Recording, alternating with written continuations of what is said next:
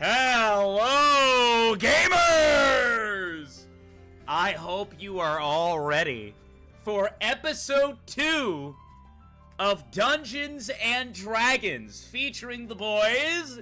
I do hope you guys are excited. I do hope you've been looking forward to this. We will be continuing from the exact spot we left off. I do hope everybody's caught up with the lore. You guys had a week to watch back the video, and I'm just gonna say, shit tonight is gonna get crazy. I do want to remind you guys that this stream is recommended for adults. It is, and the themes might get pretty heavy tonight. I want to relay that to you now. So if you're not good with heavy themes, if you're not good with the sad, spooky, scary, just a heads up, all right? Because we're not going to really be holding too much back here. So just giving you guys those heads up.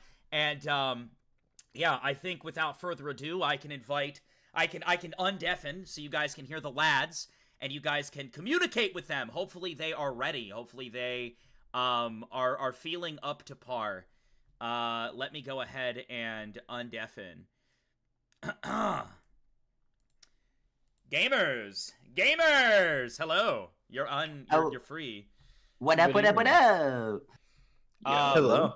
Yeah, chat, go ahead. Talk to the lads for a second. Talk to the lads, chat, because I'm doing some stuff on my end. Hello, chat. Chat, you got any questions? Hello, everyone. Yep. Oh yeah. Questions. Yeah, I'll get behind it. Q&A time. You guys don't sound very locked in. You guys are like, hello. Hello. Questions. Yeah. I'm just 10 minutes before the stabbing. Well, I want to start some stuff off. I want to say that the reception to Dungeons and Dragons, to our first session, has been absolutely crazy. The amount of support that we've gotten from you guys is just unbelievable, and I wanted to extend a thank you. You know, I'm very flattered, pleased, just overall very happy that you guys are, you know, enjoying what I have scripted so much, that you guys are enjoying the characters that they're playing, and we've received, like, how many images was it? Like 50 images of fan art. It's been not even 7 full days since the last session ended, and we have 50 fan art images, and I just want to go through on live stream right now and show some of those images. Huge thank you, and you guys can see this too, hopefully. Huge thank you. We got Pip, we got Rita, we got plush Rita, we got a little bit of crimson red and baby blue, as they're calling them. This scene was absolutely awesome. I know, Safe was shitting bricks during this scene. And, yeah. I actually have not seen that one. That's really good. Yeah. We got a whole bunch of good ones. The Tom and Jerry yell. Absolutely love it. Wonderful. We got a whole bunch here. We really do. We really, really do. So, you know, a huge thank you for you guys having just so much excitement and so much love for it, that you are just pumping out all this, just all this fan-related stuff. This one's pretty funny. I know you said, Sappy, that you would make this your profile picture if you had, like, Nitro or something. You'd put it as your wallpaper or some shit like that. We got Total in the box. just petting the snake head. More Rita, more tigers. These are so good. Oh my god, they really are. Chat absolutely positively popped off, and you know, I just wanted to make sure that people could see and know all of the fan art, all of the love, all of the excitement around these characters who I am sure will all live. There's multiple of this one, by the way. You guys must have really liked this scene with Crimson Red and Safe. Safe, how are you feeling in that scene, by the way? I'm curious. Me? Perfectly calm, light work, no reaction. Bullshit. You know what you should do? I really like this art too, honestly. Very, very emotional scene. If you're feeling that way, Safe, I think you should go right up to Crimson and you should just spit directly in her face. I'm good on that. But you said light work. You're not afraid. Light work, you're not afraid at all. That's I'm how not the afraid campaign because I ends. know I'm not gonna do stupid shit. Yeah, a ton of fan art. More of this scene, man. They love this scene. Got some good Kodo, got some Pip. We got, I almost want to call it official just because, you know, it's by regrets and it blends with yours. We got some good Rita art right there. But, yeah, we got you in plush form, safe. But, That's me. Chad, I need to know, I mean, who's your favorite right now? We got to throw out favoritism. We always have to, right? It's me, right? It's me as the DM putting them through hell. But yeah, a huge thank you to all the fan art. And I'm glad we got fucking Salus's JoJo. This is insane. A huge thank you, everybody. And we got a crazy session planned, and I hope you'll stick with us through it. But without further ado, you guys are going to get what you came for, and we're going to hop right in. We're going to hop right in. And one more warning. Shit might get a little heavy. All right. I'm so scared. I'm so scared. Nothing. I have nothing to say, bro. I'm a little bit scared. I'm nervous. I'm nervous right now. Salus! Vodka. Roll a 20-sided, buddy. You're gonna get it started off. I rolled a 5. A 5. Yeah. What's your wisdom? My wisdom, I think it's a 10. Let me check to make sure. It's a 10. You lay down. It's pretty early. You kind of look back and you look over and you see your little spider buddy. He's doing a weird hand movement. Looks like he's weaving a web. And then you recollect something. You picture a little baby Salus, a little smaller Salus. You don't remember what age you were, but you had to be like anywhere between 8 and 10. Very young. And the reason you recollect this is you look in front of you, and you feel fear go through your heart as a young kid, and you see a spider in the corner of your room doing the same movement. It's kind of creepy, kind of unsettling, but at the same time, you stare and it's almost hypnotic. Would you like to kill it? No. I'm just gonna keep looking at it. You keep staring at it. Mild fear going through your body. Someone walks up behind you. You see someone kneel down next to you. Who do I see? It's your mother. She looks at you with a smile. You're still young. Maybe 9, maybe 10. Staring at this spider. And she looks. We should probably move it outside. Do you want to help me? Sure. She takes your hand and takes her hand, and you guys carefully scoop up the spider together. She holds your hand, and you guys walk the spider out to your shed. Well, do you want to let it live in the grass, or do you want to let it live in the shed?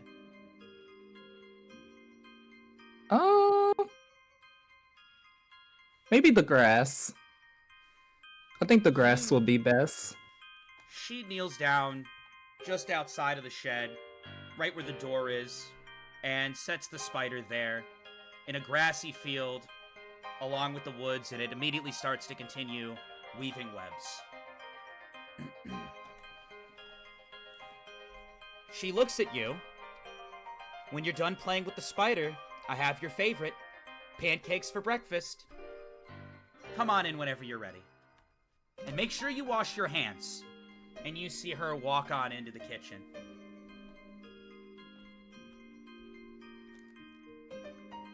I guess I'm going to continue looking at the spider. You continue looking at the spider. You think to yourself, you should name it. What would you like to name this spider? I'm going to name it Anansi. Okay. Is that Anansi? Yeah, Anansi, yeah. Because it totally sounded like you said something else, and I think Yeah, Chad heard what I heard yeah, as well. No. It wasn't like that. Anansi, is that what you meant to say? Oh god. Tender moment, ruined!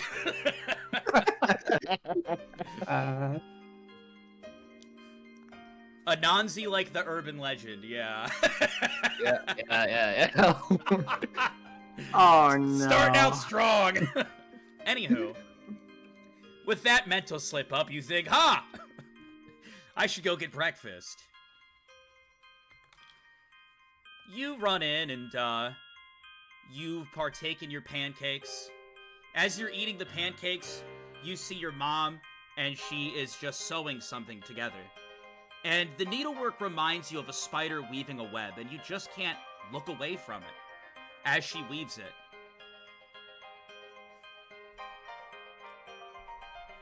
What are you knitting, Mom? She looks over at you. Would you like to learn? Sure. Roll a 20-sided. A 16. You seemed enthusiastic enough to learn. However, you were supposed to get your hair cut today. Would you like to learn needlework, or would you like to get your hair cut? It's okay if you skip on the haircut. It's just more about what you'd want to learn. I rather learn needlework with my mom today. You express that to her after she says, hey, you know, we gotta do this today. You do express that to her. Anywho, the day passes, and you sit there, and your mother teaches you all about knitting, needlework, and you guys sit together, and then she makes you dinner. It's time for bed, baby Salus. Okay. As you lay down in bed, roll a 20-sided. I rolled a 6. You're having trouble sleeping. You also think you have to use the bathroom. I guess I'm going to get up and go use the restroom. Okay. You go to use the bathroom and you overhear a conversation. Would you like to eavesdrop? Sure. Okay. Roll a 20-sided for moving through the house undetected. A 19. Oh, wow. You are a fucking ninja. Baby Salus had talent. You, sir, are a ninja. Anyways, you move around a little bit, and, you hear, what the hell is this? What do you mean? Why are you showing my son how to sew? He was supposed to get his hair cut today. You do realize he is training with me tomorrow. You see her look. It's just what he wanted to, honey. Don't be showing him a bunch of girly shit. He's growing out his hair like you. He's sewing like you. Come on. You know what he needs to be to this family. You hear her say, I understand. He'll be ready for tomorrow. You're a little bit confused by the conversation that goes back and forth, but you do recall being pretty excited. From what you know about your father and the money he brings in, he is part of basically a pretty elite group of assassins. You kind of already knew this because a lot of your upbringing has been training and honing and prepping your body for such things. Days with your dad are difficult, but it doesn't feel like he doesn't love you.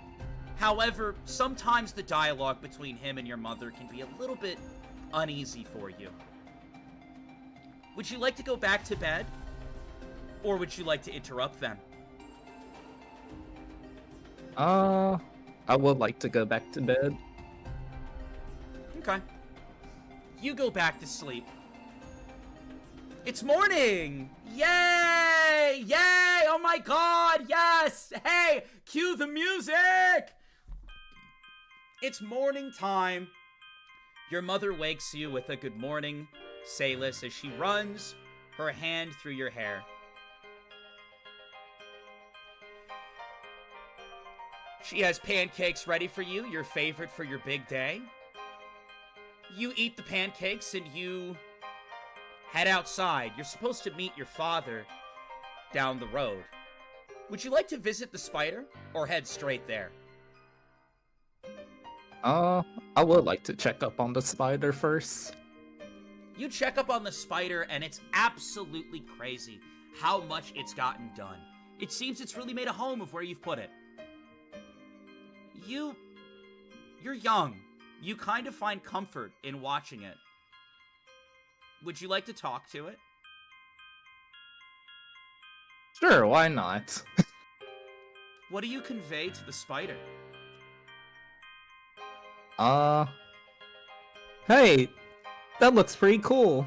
You got all this done in like a day? I wish I could do that.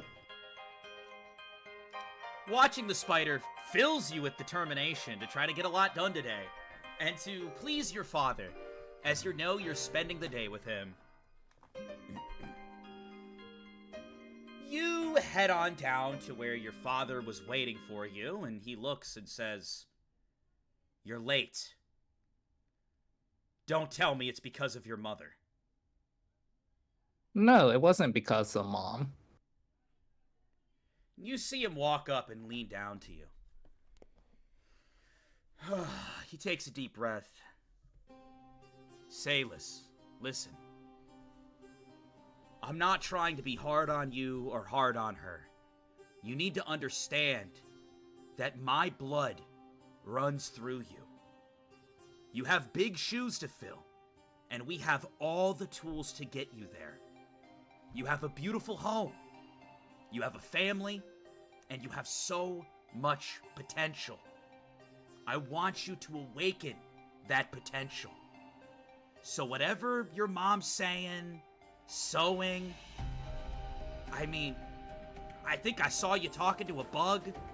Come on. I need you to focus. This is my house, my rules. Can you respect that? Yeah, but if I got your blood running through me, and that's my mom, don't I have her blood running through me as well? You see him stand up. He pulls something out and hands you a dagger. We've done a lot of training of the body and a lot of training of the mind. Today, you're gonna learn to kill. We'll start with something small. You see he walks off to a shed that you were never really allowed to go into. You guys have a lot of land, honestly. Sometimes you wonder, how much money are they able to pull in? He walks in and there are various animals trapped in cages. And he goes up to a bunny. You see him flick a dagger in his hand, and in an instant just... the cleanest cut. The animal couldn't even react.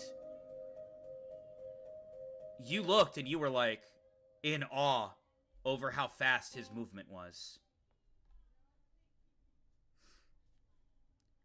He looks over at you. It's your turn, Salis. Make me proud. You want to make me happy, right? You want to keep living here on this land with me and your mother? You need to carry out the business. You are my only son. And as I grow old, the next generation must carry on what I've built. Salis, what do? You see a cute little bunny hopping around in front of you. I guess I'm going to slowly approach it.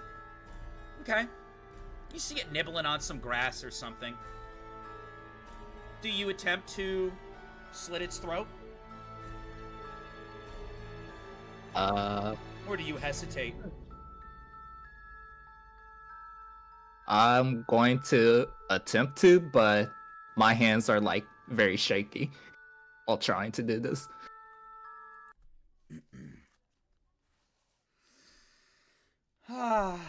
Roll a 20-sided.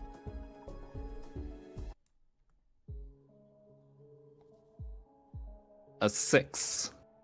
You shakily move your hand, and the rabbit just quickly jumps forward and evades you. You see the father slam the cage next to you. The number one thing you need is 0 hesitation. You see him kneel down in front of you. Salis, I know this may be difficult at first, but whatever emotion attaches you to that, you need to let it go. Try again. Roll another 20-sided.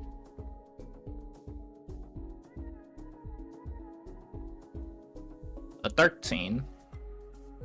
You move your knife and you slice into it a little bit and blood spills out of it, but it's still trying to move and get away. Your father takes a deep breath. Seems your mother's been hugging you too much.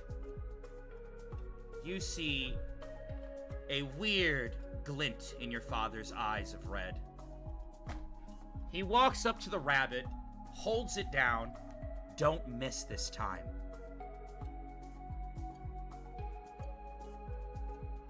Roll a 20-sided.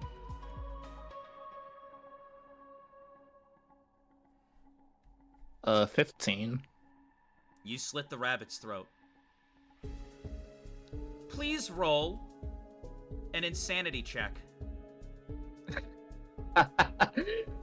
I rolled a 2. Excuse you? You start to hold your head. Things aren't making sense to you. You liked the bunny. It was cute. Why? Your stomach starts to hurt, but it's over. And then your heart drops again. All right, next one. And you see your father go over to a caged squirrel. This one has quicker movement. You're gonna have to be faster with your hand movement. Watch. And with one single swing, the squirrel just gets done. Didn't even have time to react to your father. Your turn, Salis. And he hands you the blade. This repeats for about 48 hours. Roll a 20-sided.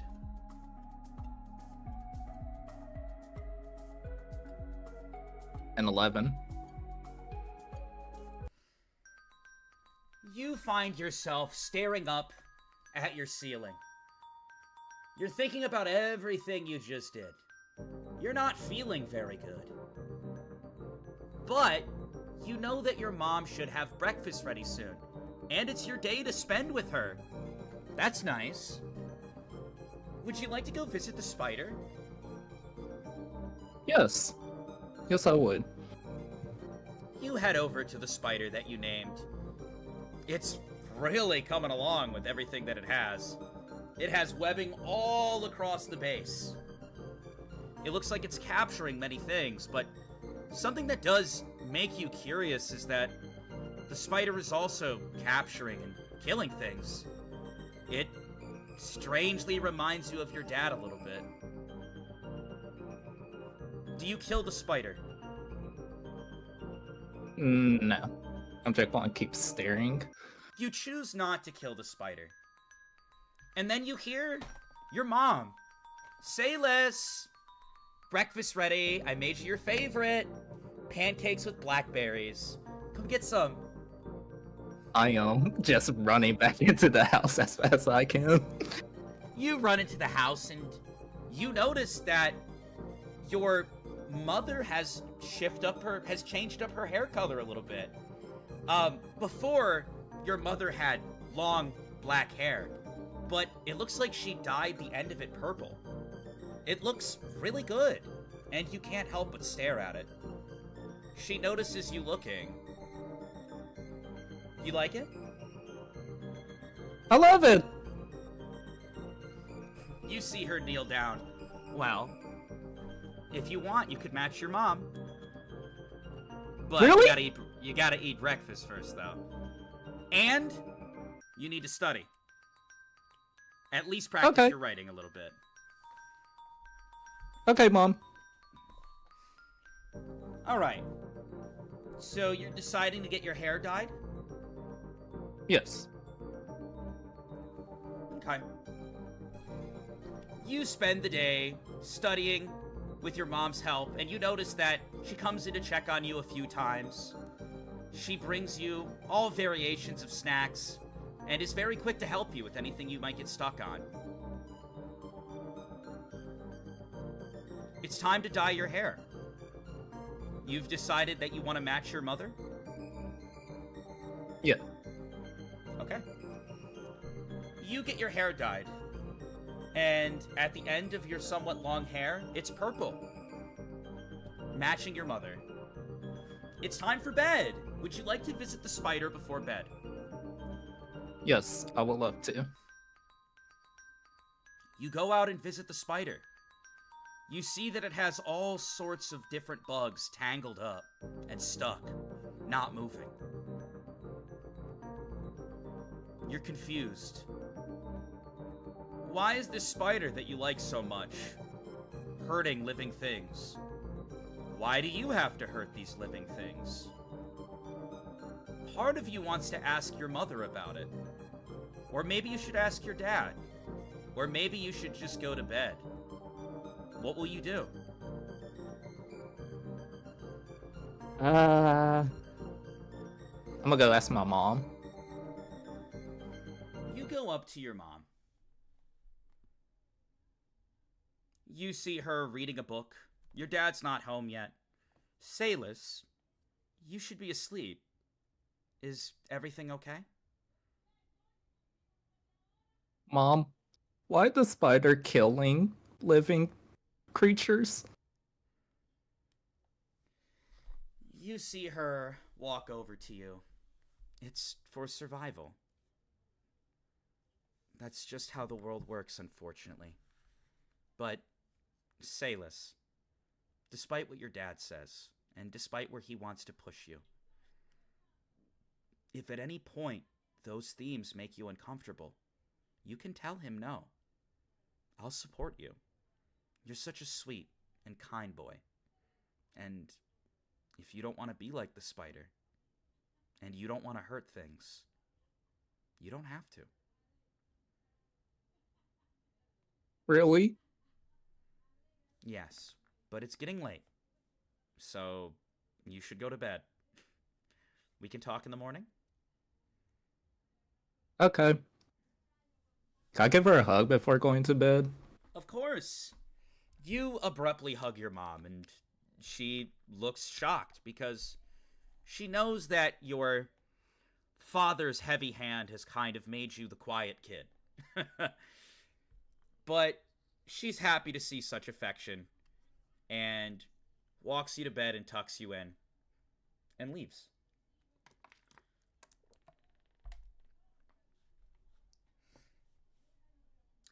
You wake up in the middle of the night again to more conversation.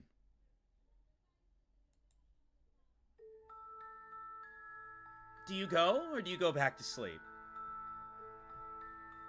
I guess we're sneaking out a second time to eavesdrop. 20-sided.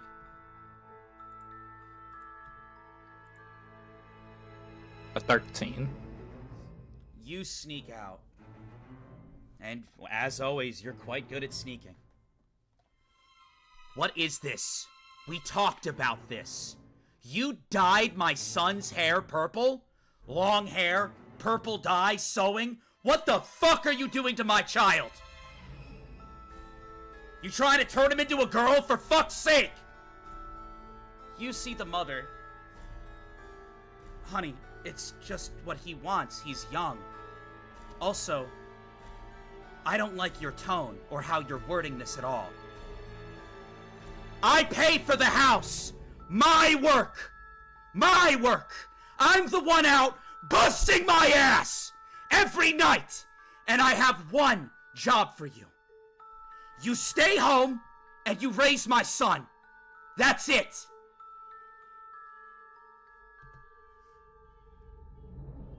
Your mother goes quiet for a second, and then she stands up straight, and she slams her hand down onto the table.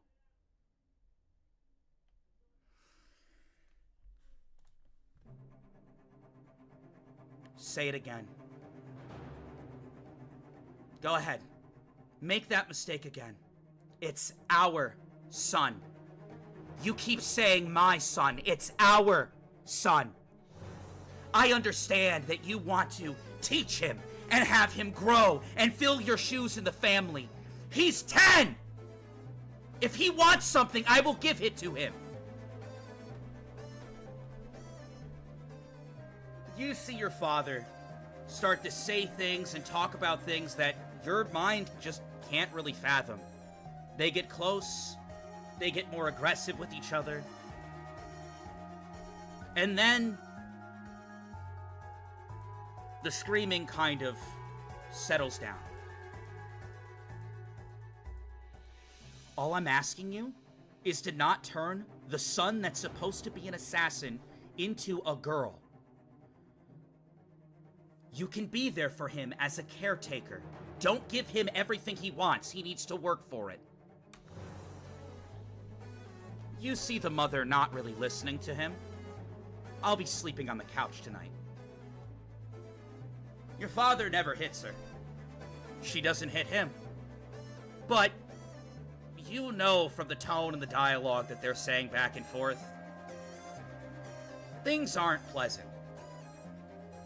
Would you like to interrupt them or go back to bed? I guess I'll walk out. You're gonna walk out in front of them. Yeah. 20-sided.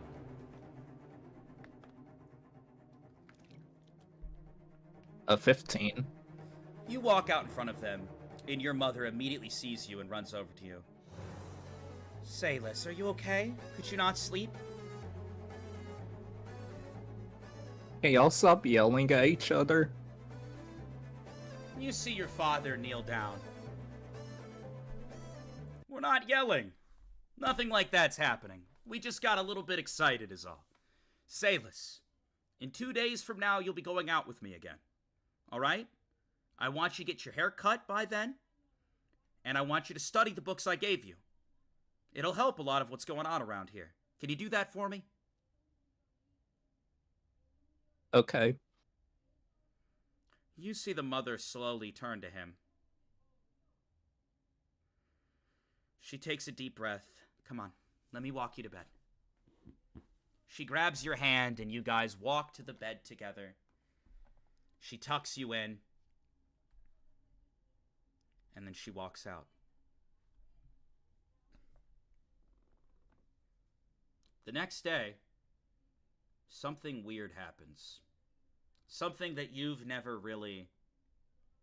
I mean, you still to this day kind of think about it. And you wonder how it came together. What happened? It's morning.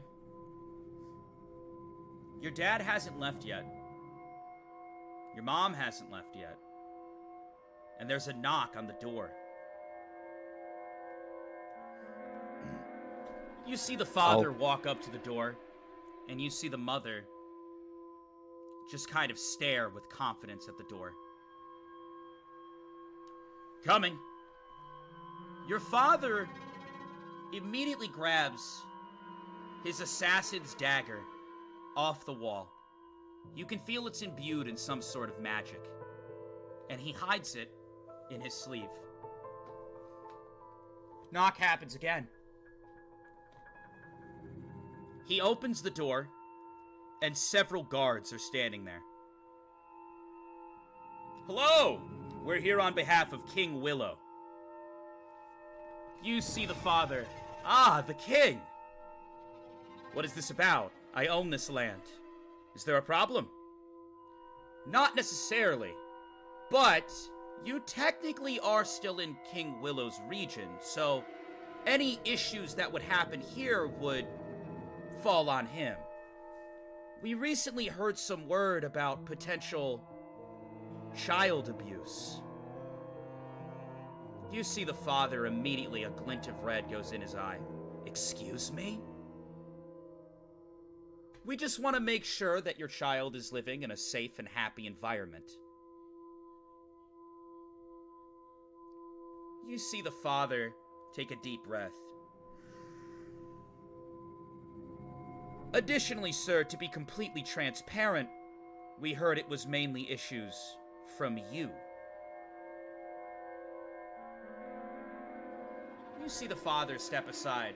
Whatever investigation you need to do, go for it.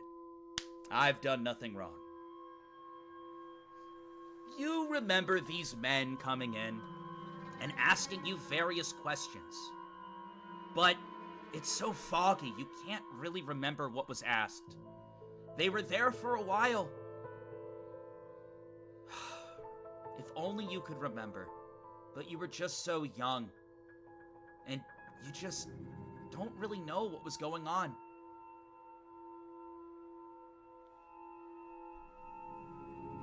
The day passes. Your father stays in the house, your mother stays in the house, and you stay in the house. It seems like nothing bad happened, and, well, you're happy about that.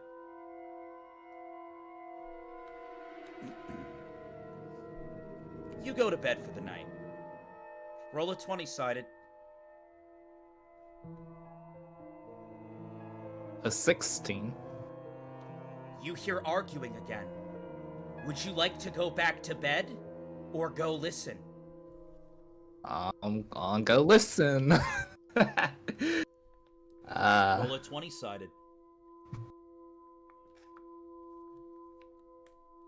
An 11.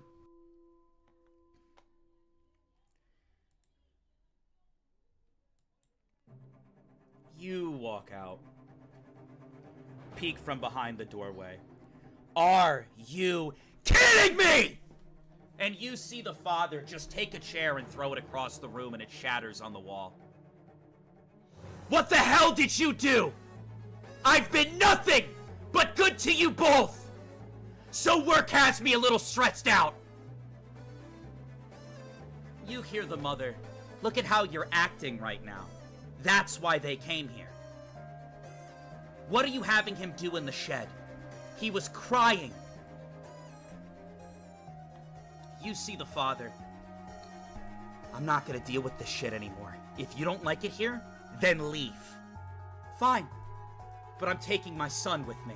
You're not taking shit. You can go. If you're gonna pull this crap, you can go. I pay for all of this. You sit around all day doing jack shit.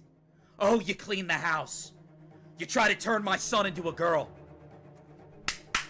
Clap it! Wow, Mother of the Year! You see the mother.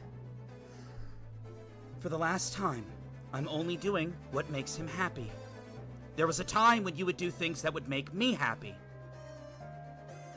I thought about leaving you back when the other situation happened. But I didn't. I stayed with you. It was a lie, wasn't it? You see the dad look. What are you going on about? You see the mother in tears roll down her face. You told me you weren't ready. You told me you wouldn't want to marry. if I gave birth to the daughter, our first child. I let you pull the strings, and I let you get rid of it. And I've regretted it since. You didn't want a daughter because you wanted a son. You were perfectly ready at any point. You see the dad smirk. I don't know what you're talking about. I wasn't ready. And now I am.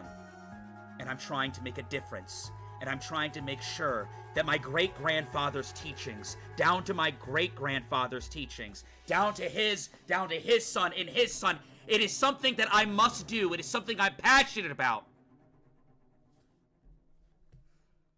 If you don't get that, you can leave. You see the mother with tears in her eyes start to walk over to the doorway. Would you like to quickly run back to your room? No. She turns the corner and sees you. She immediately hugs you and scoops you up and takes you to your bed. Tears running down her face. Salis, I'm so sorry that this is going on every night. I'm gonna get it figured out for us, okay? Okay.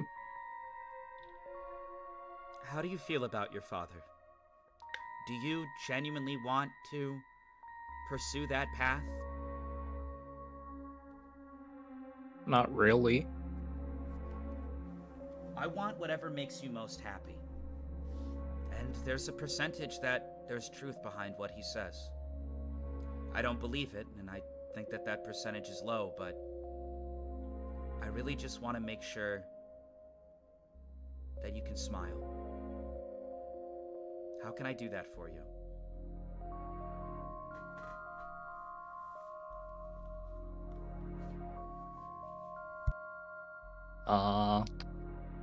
I really don't want to. Like, train with him what feels like every other day. Then you won't, sweetie. I'll take care of it. And remember, things can be resolved without violence. They always can.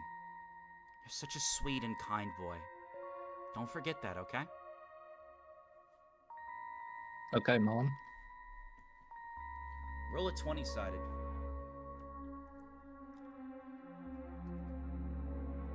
A 10. You wake up in the morning. The house is really quiet. Would you like to go get breakfast? Sure. You go out. There's no breakfast ready. Huh? Your clothes aren't set out for you. Oh. Looks like you're gonna have to pick out your own outfit for today. Alright. Roll a 20-sided. A 19. Okay. You did pretty good, all things considered.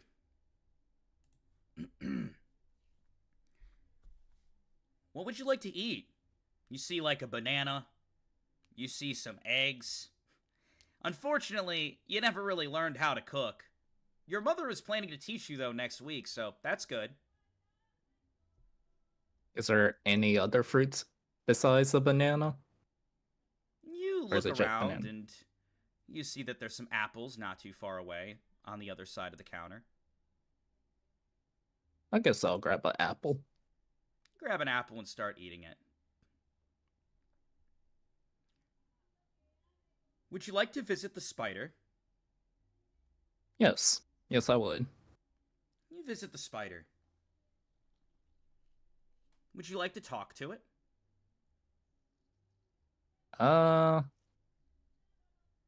Not really. I just want to look at how far it's got along with its web at this point. You look at the web work and kind of kick your feet staring at it. And then,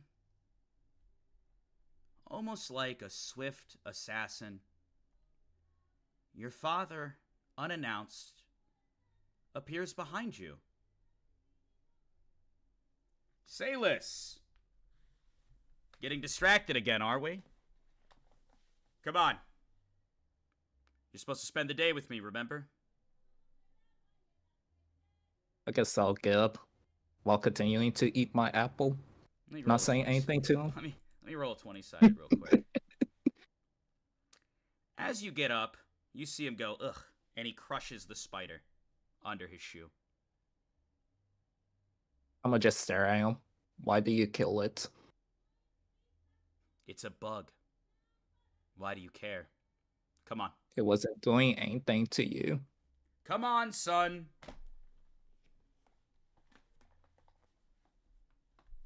I guess I'm just gonna follow behind him. You follow behind him, and it's a lot of the same things that you aren't really fond of. 48 hours, 2 days straight, in the shed. Kill, kill, kill, kill, kill. Would you like to complain to him? Sure, why not? As you try to, he kneels down. Salis, assassins don't need to talk a lot. In fact, you could learn from talking less. Speak when spoken to. Especially when dealing with me. Do I make myself clear? I'm just gonna stare at him.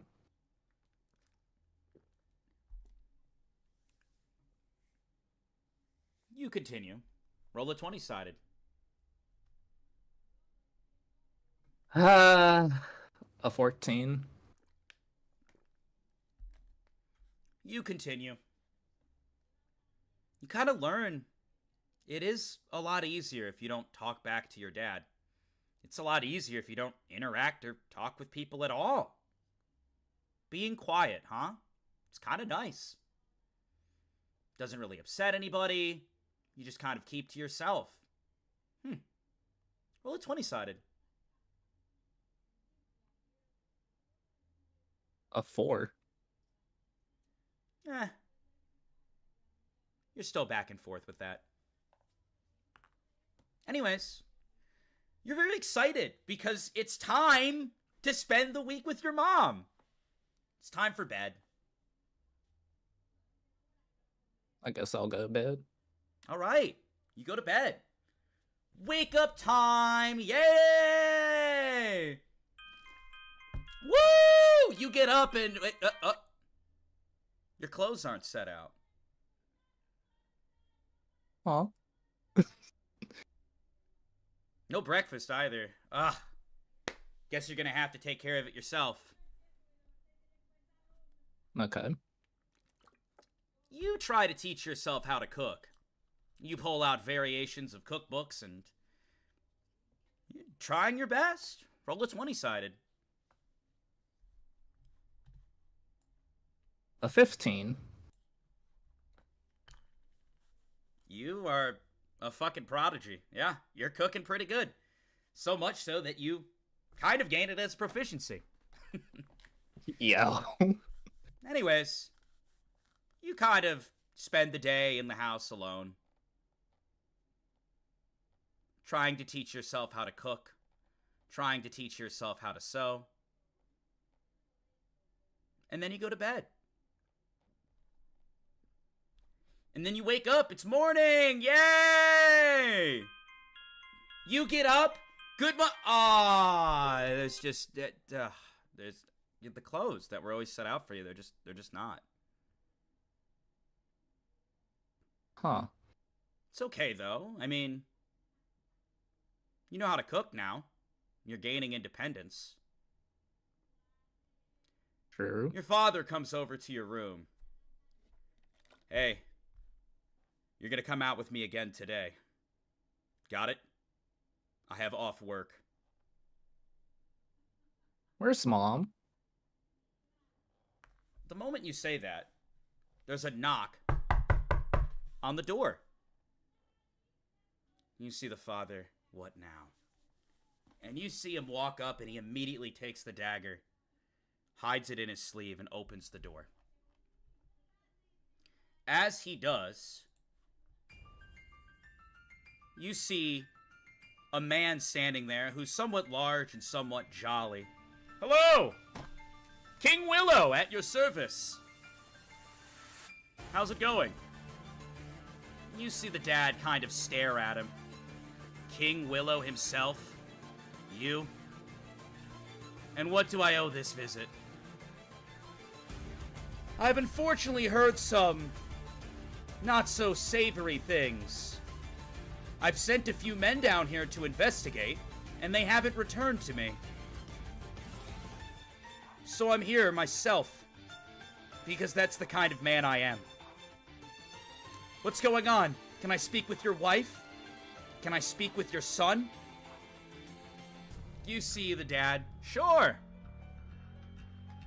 Unfortunately, though, I don't want a bunch of people walking in the house.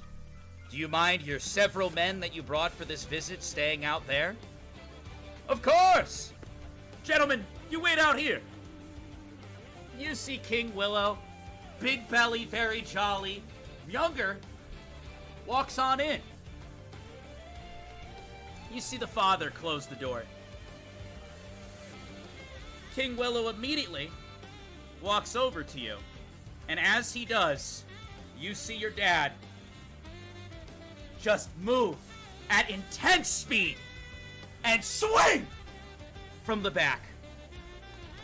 And for a moment, as King Willow looks at you, you see his eye glow a hint of gold. And he just catches the blade in his hand. Come on now. You think they just make anybody king? You see the I'm dad. just staring at all. How the hell? Nobody's that fast. Some people just have good foresight. Anyways, I can't really put the other crimes on you, but attacking a king? Who's checking on a young son? You're going to jail. Order of the king. You see the dad immediately pull something else out and go to swing. Your father moves in towards him. King Willow catches the other hand and just slams him into a wall. You have a lot of talking to do. Come on in, boys!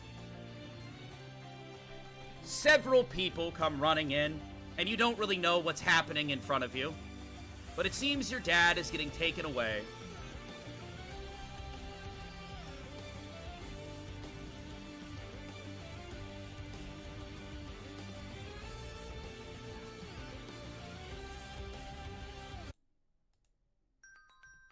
You see King Willow turn around. How are you doing? Do you know where my mom is? I'm sure she's out there somewhere. I have an entire kingdom looking for her. I promise. How would you like to come live with me? In a big kingdom. Your uncle's a friend of mine. He was the one who told me I should look into this. You could come work for me. And you'll live in a big castle with a grand feast every day until your mother comes back. Sure.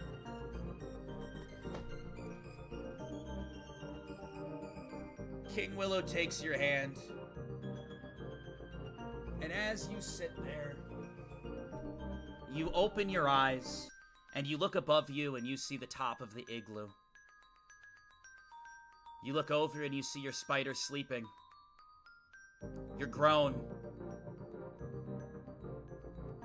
You look at your hand and it shakes a little bit. You see it in your mind again. You run in towards this man who has this girl with blue hair. He's attacking her, beating her down. Thankfully, it looks like his arm was restricted by a slime or something. You move in. And as you do, you swing and you cut that man down. You kill him. Your father would be proud. Good job, Salus, is all you can hear in your head. You sit up, and you hold your head in your hand.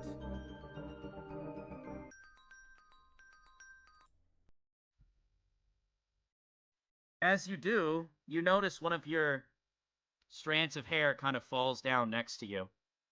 And you see that the end of your hair is dyed purple. You kind of just put your palm, you kind of just put your head in your palm. Tears roll down your eyes. And you cry for the first time in a long time.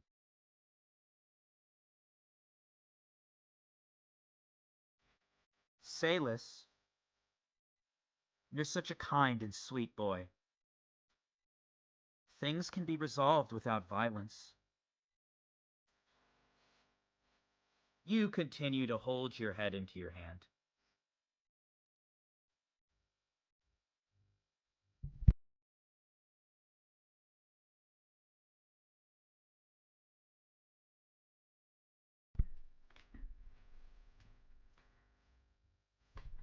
You look over and you see Safe is sleeping across the room. You look over and you see your spider is still snoozing. You look down at your hands. You killed someone. You killed another person. Roll a sanity check. I rolled a 20. For now, you're fine. Your dad would be proud. You can hear him. Good job, Salus. Your hand shakes. Tears rolling down your face. One word slips out. Mom.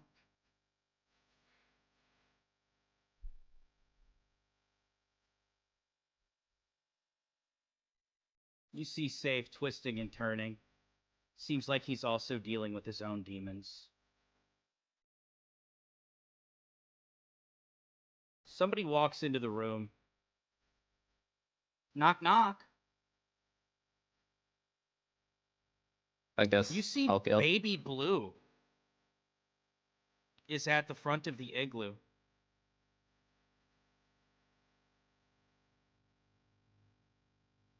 I guess I'll go open the door if it's not already open. It's an igloo. There's no door. I'm about to say. She comes Hello. over and sits down next to you. You doing okay? Yeah, I'll be fine. Just a bad dream. I never really got to thank you for yesterday. I know a lot happened, but my eyes were on you the whole time. You were incredibly strong. No problem. Just glad you're safe now. You know, I did what she said. I gave it a day. I'm feeling better. For the first time in a long time, I slept and I felt safe. I felt comfortable. Nice. If you'll notice, I cut my hair. It's a lot shorter now. And, I'm gonna switch up my name. I just don't really care for the old one. You can call me what she calls me, or BB if you want. I know it's kind of a stupid name, but I don't know. It just felt right. I'd Oh, like to that's a forget good my name, past BB. self, if possible. No, that's a nice name, BB. Would you be willing to do me a favor? What is it? I want hair like yours. It can still be blue, but I'd like the end to be purple. Like yours. Could you show me how? I feel like a certain someone would really like it that way. Sure. You know, I really did want it all to end, but it's almost like each moment I spend with her, it's like she negates all those terrible moments I spent with him.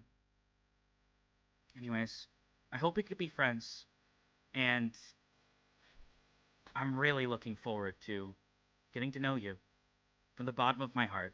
Thank you. I'd love to be friends. And I just stick a fist bump in front of her. As you guys sit next to each other on the bed and high five, you sense a strange, overbearing, devilish presence, Kaylee. Oh gosh, come on. You see staring from the end of the igloo.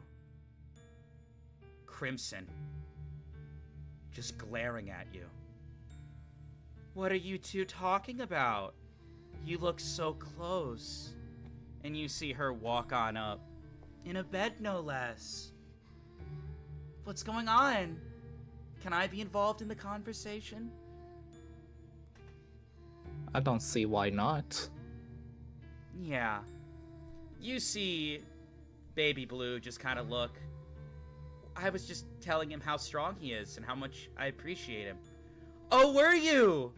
That's so good. I'm so happy that you're getting along with these men. Wow. Anyways, shall we go out? Yeah. You want to come, Salus? You see her eyes glow red. And you can make the decision, would you like to go out with them? Got a sense that she really don't want me to like go with them. I mean, the signs are very apparent. What time is it at this point? You look, it's around like 9 a.m. As much as I would love to, I'ma pass on it. I'm gonna try to get a little bit more sleep. Maybe You see- next time. You see Baby Blue turn around and she grabs you by your hand. Come on! You've been sleeping all day and you look sad. You see Crimson, just her eyebrow twitch. Oh, yeah. I'm gonna slowly remove my hand. It No. seems that Baby Blue is completely unaware of what's happening around her. You see her like, I'd really like to get closer with you, so come on right now out of bed. And she pulls you out. What the She freak? drags you out. And you see Crimson just kind of glaring. What the? This one is strong. You guys all walk outside. As you do, you see Rita laying there, and you just hear...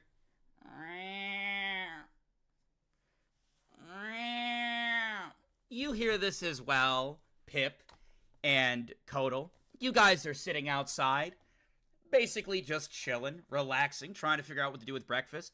You see Rita just making... What would you guys like to say or do? Are you hungry, Rita? Oh, I'm out of sardines.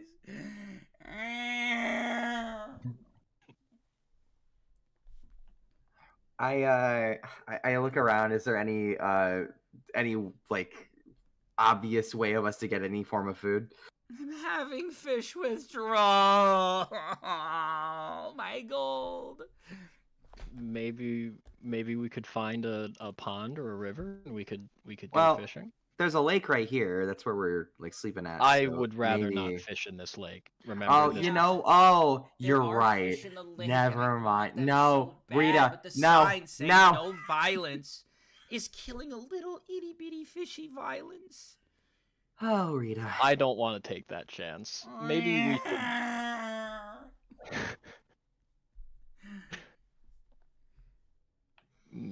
Maybe Goodness. let's find a river or a separate pond to go fishing. I think that's a good idea. Okay. So Kodal and Pip, you guys are gonna go look for a separate pond. Who would you like to bring with you? I guess kind of whoever wants to come, right? Yeah. Do you want to come, Rita? Oh, fine, I'll go. Rita, there's gonna be tons of fish. You see Crimson, well, me and her are gonna stay here, and then she gets immediately cut off. Crimson gets immediately cut off, and Baby Blue goes, "We'd love to go!" And you see Crimson just slowly look at her. Oh, God. You see Baby Blue, I'd love to really get closer with you guys. I'm feeling more, better up here. Yeah, I'll go fishing. Do you want to come too? And you see her turn to Crimson, and Crimson just slowly looks at her. Sure. Oh boy. Can't wait to go, what was it, fishing? Yay. All right, let's go. And you see her grab Crimson's hand, and the moment that she makes hand-to-hand contact with her, you see Crimson with a big blush, and her frown immediately breaks, and she pulls her up and starts walking her in the direction of where you guys are standing. All right, so you guys are all going to look for a pond to go fishing. Well, you've got a fantastic attitude, I say to Baby Blue. You see Baby Blue, yes, and, I gave it a day, and I'm sorry for any weirdness yesterday. And you see her hold out her hand to you, Pip. I'd really like for us to be friends. Even though, considering every terrible thing that's happened in the past 48 hours, Pip still finds the capacity to smile and shakes her hand. Yeah, me too. Wonderful. You shake hands, and honestly, Pip, there's a lot of weirdness in the world, but you can sense that she is just beyond genuine. As your hands connect and she shakes your hand with a smile. It puts you at ease to finally see some kindness, with everything you've been interacting with recently. But, yeah. You guys are all going to go on your fishing journey. All right, you walk outside of the safe space. You're now out in the open. What is the game plan? I asked Baby Blue, I say, did you happen to see any ponds on the way here when you were being, escorted? I do actually remember something that we stopped at. And I think there was fish. We'd have to go more back towards the kingdom. Do you want to go? Yeah, I mean, we need food, so let's do it. I was keeping Everyone an down with eye on that? my surroundings to potentially escape, so I think I know the way. Yeah, sounds good. Yeah, Alright. Lead the way. You guys all walk. As the entire group is walking, everybody is moving except for Safe, who is still in bed for some reason. Kodal, you get one interaction, and Pip, you get one interaction. We're gonna start with Kodal. Who would you like to talk to as you guys walk to the pond? I would like to talk to Baby Blue, actually. You walk up to Baby Blue, and as you kind of get close to her, you can feel the eyes of Crimson kind of stare at you like daggers. But she keeps walking, trying to keep herself composed. What are you saying to Baby Blue? Hey, I don't think I ever caught your name the other day. It was a very stressful day, and things kind of got wrapped up a little quicker than I originally intended. It's okay. You can just call me BB or Baby Blue. I kind of like the nickname. All right, sure. BB then. So I don't want to, bring up anything if it'll, stress you out. Would you want to talk about the, what kind of happened? if like maybe we You should see be looking Crimson out immediately for... intervene. Whoa, whoa, whoa, whoa, whoa. I know you're not implying what I think you're implying. I don't understand. You see, BB, no, let him finish. It's fine. You were saying you want me to talk about what? Is it Riva or the other person? Whichever one you feel the most comfortable with. I just I would just like to, get to understand where you're coming from better. It sounds a lot like we both have bad associations with Riva, and like we've both been hurt pretty heavily by her. I'd like to, get to know that. If that's okay. My family, and as you know, many families from that city, raised me as the up-and-coming vessel to Riva. They said that I had the perfect hair, and they often say if body type, hair, and eyes match Riva, her will can be passed into you, and you can be the vessel for her. They've been looking for the perfect vessel for a long time, but as you know, Riva cult members can get a little aggressive. And whoever's supposed to fulfill that spot, well, it's kind of a big deal. I was supposed to be the next Riva. I was supposed to have her transferred into me. But that didn't happen. I was kidnapped by a man. I still don't know his name, but he went by Nathan. But apparently, it was all for another deal. When I got kidnapped, I thought the worst. Honestly, Nathan wasn't a good person, but thankfully, he never, just a little violent here and there when I tried to escape. It was a tough situation. Yeah, but I'm really happy that I'm here now, and that I gave it a day. Absolutely. I can completely understand the Riva cult members and, how just oppressive it is and just completely unfair. I used to have a family, and I had a mother and a father and a sister, and I never really fit in with what my parents wanted me to become. They wanted me to follow Riva and to, change my appearance and to try and, indoctrinate people. But I never really wanted to do that. And they just became really strict, really calloused, and eventually, and my sister was the complete opposite, really. She was genuinely what they considered to be a perfect daughter. May I ask what her name was? Well, you know how Riva cult members are. Anyway, it was Ravana. I see. I don't know if I ever met her, but many women get thrown into the path to potentially be the vessel of Riva. It's supposed to be a great honor. But yeah, since it was all I was taught, I didn't realize that there were other things that I could want.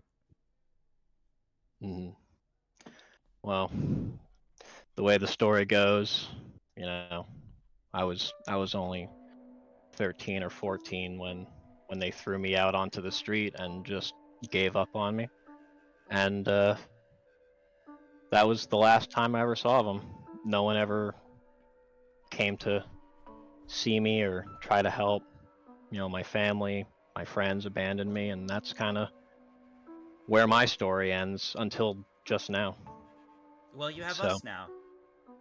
I would That's... really like to be your friend. That's We true. I would love have to be your different friend. stories, but derived from the same issues of this world. And she holds out her hand to you. I'm going to reach out and shake it, and I'm going to smile. As you shake hands, you notice that there aren't daggers on you anymore, and Crimson actually smiles and looks the other direction. As you continue to walk, Pip! Who would you like to talk to? Pip is kind of contemplating the conversation he had with Crimson the day before. Okay. Does that mean you want to go up to Crimson? he's giving her glances, but like he's not naive enough to know that she probably doesn't want to talk to him. So he's the main answer is I don't think Pip will interact because I think Pip is deep in thought.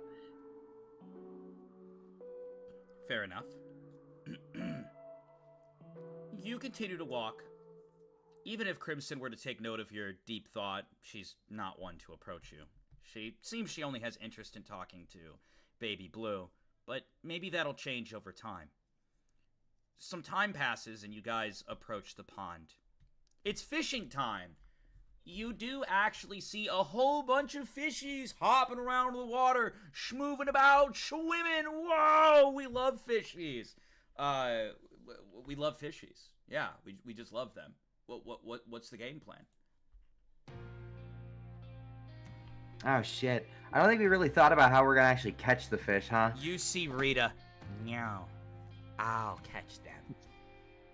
And she kind of kneels down and just fucking full speed pew, pounces towards the water. Okay. You see instantly a whole bunch of fish in her hand, in her mouth, and she just plops them all onto the ground and they're bouncing around.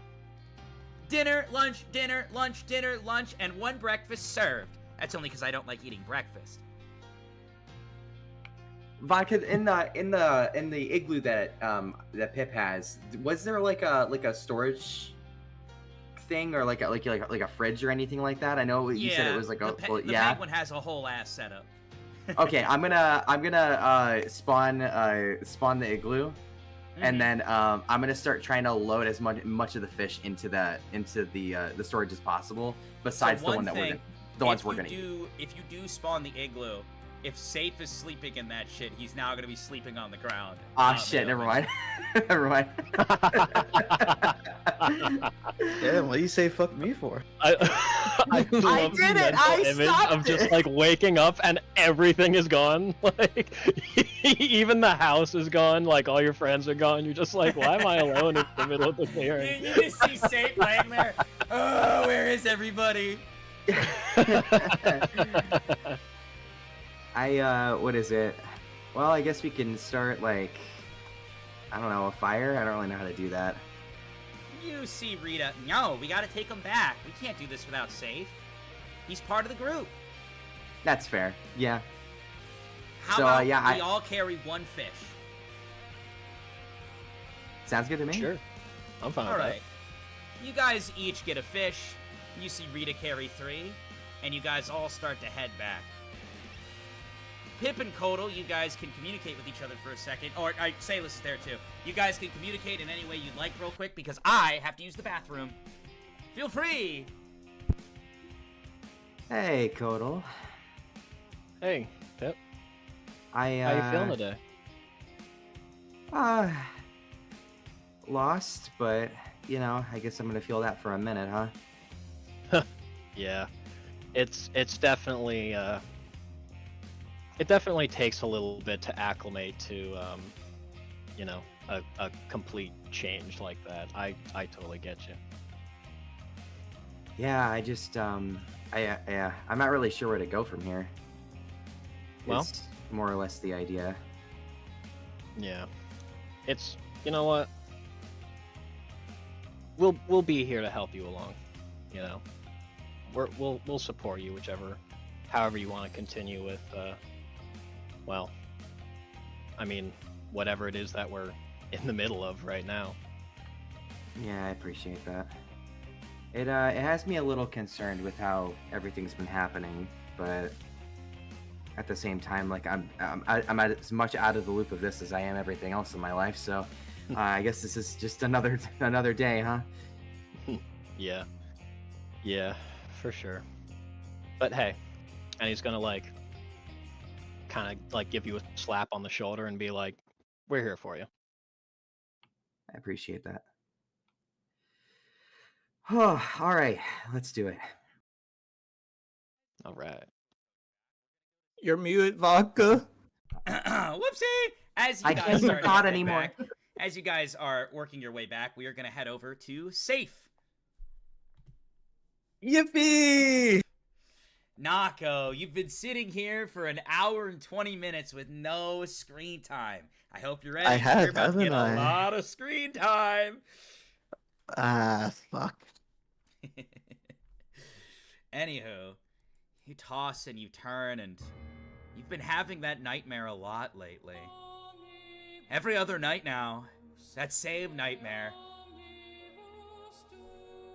You wake up to knocking in the middle of the night. You run downstairs to see that your brother Sai is gone. Someone's screaming at you about blue lightning, asking where he is.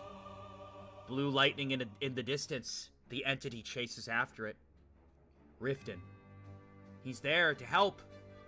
You guys quickly chase the entity.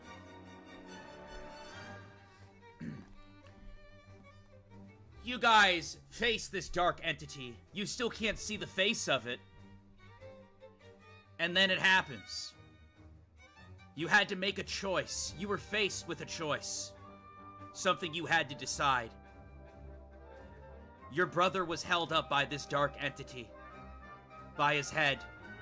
And Riften, the man who's supposed to be your friend, was knocked unconscious by the entity and about to stumble down the cliff.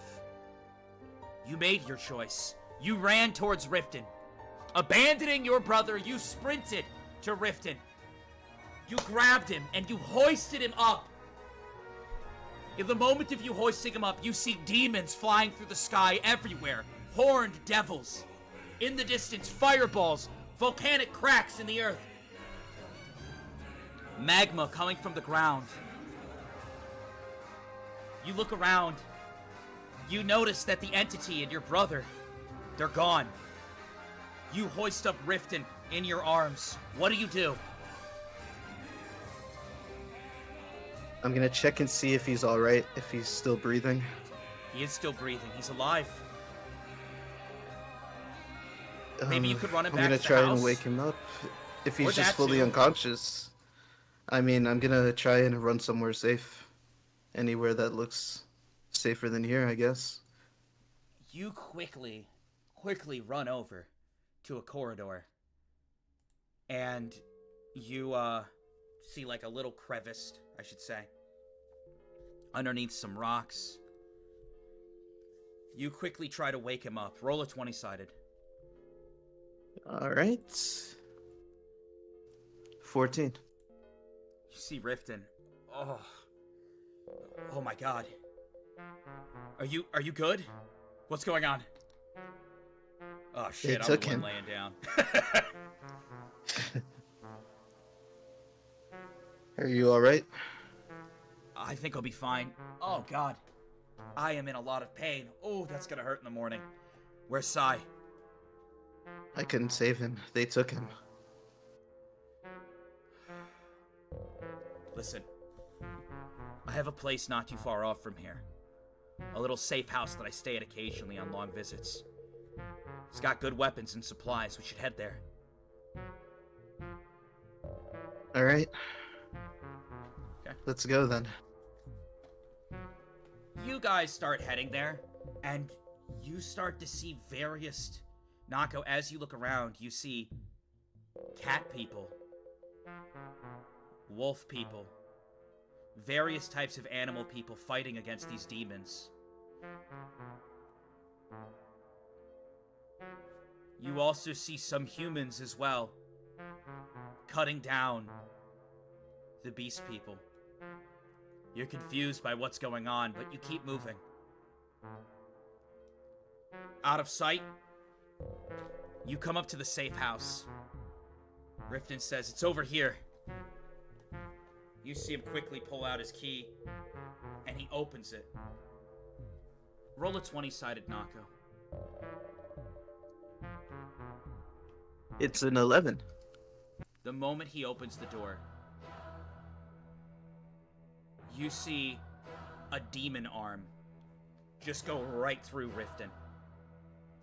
And you see him rip out his heart.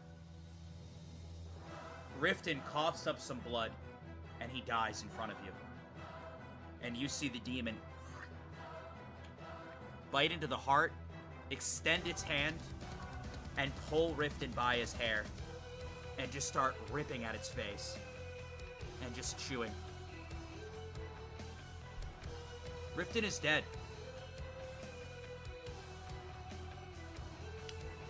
You wake up. Oh. You have never seen that far into the nightmare before.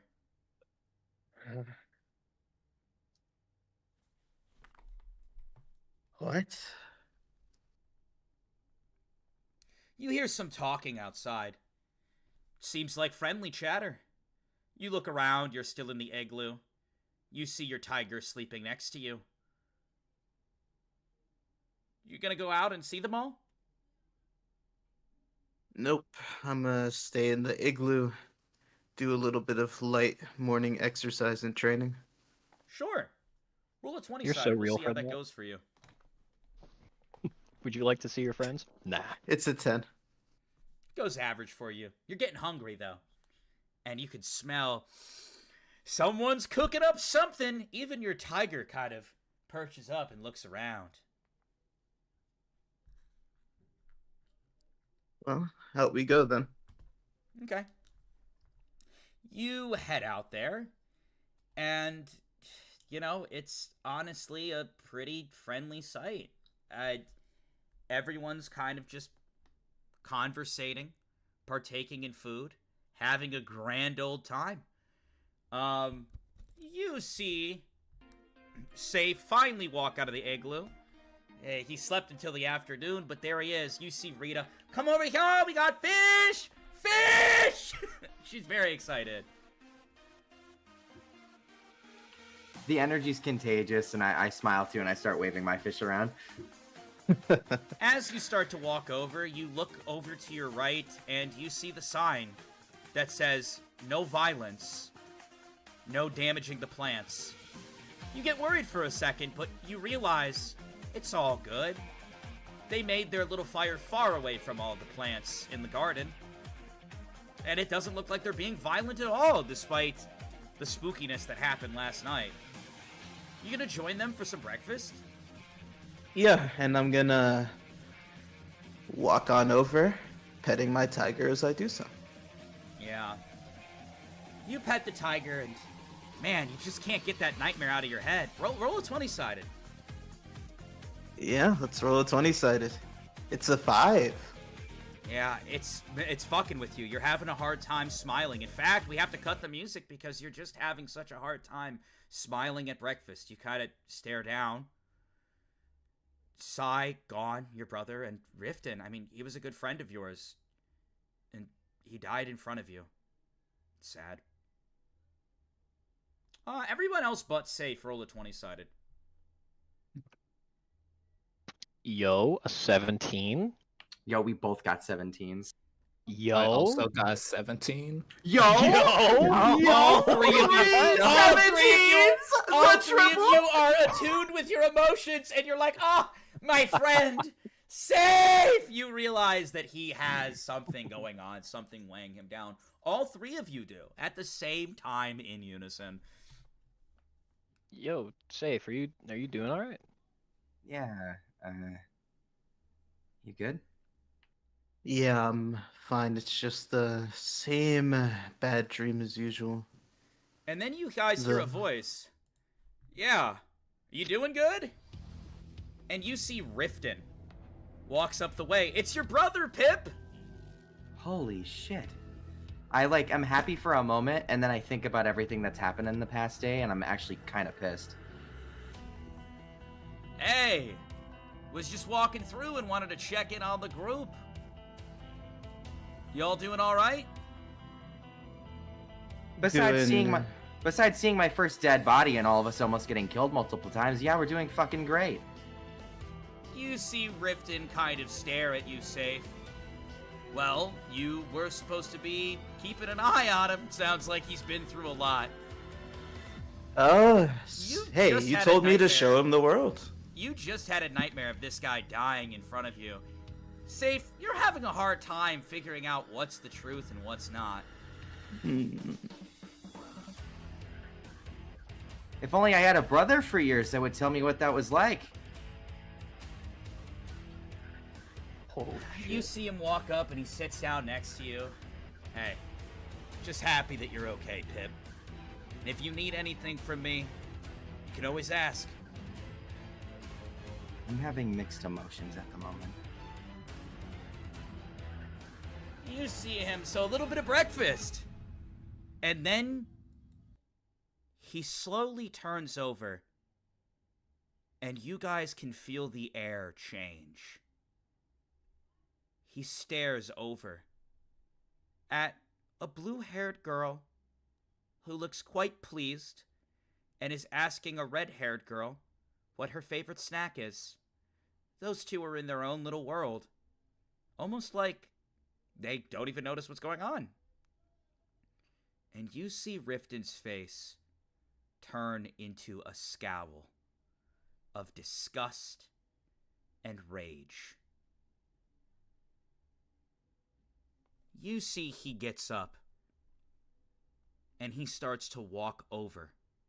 I'm gonna grab Crimson his Red. arm. Roll a 20-sided. It's an 11.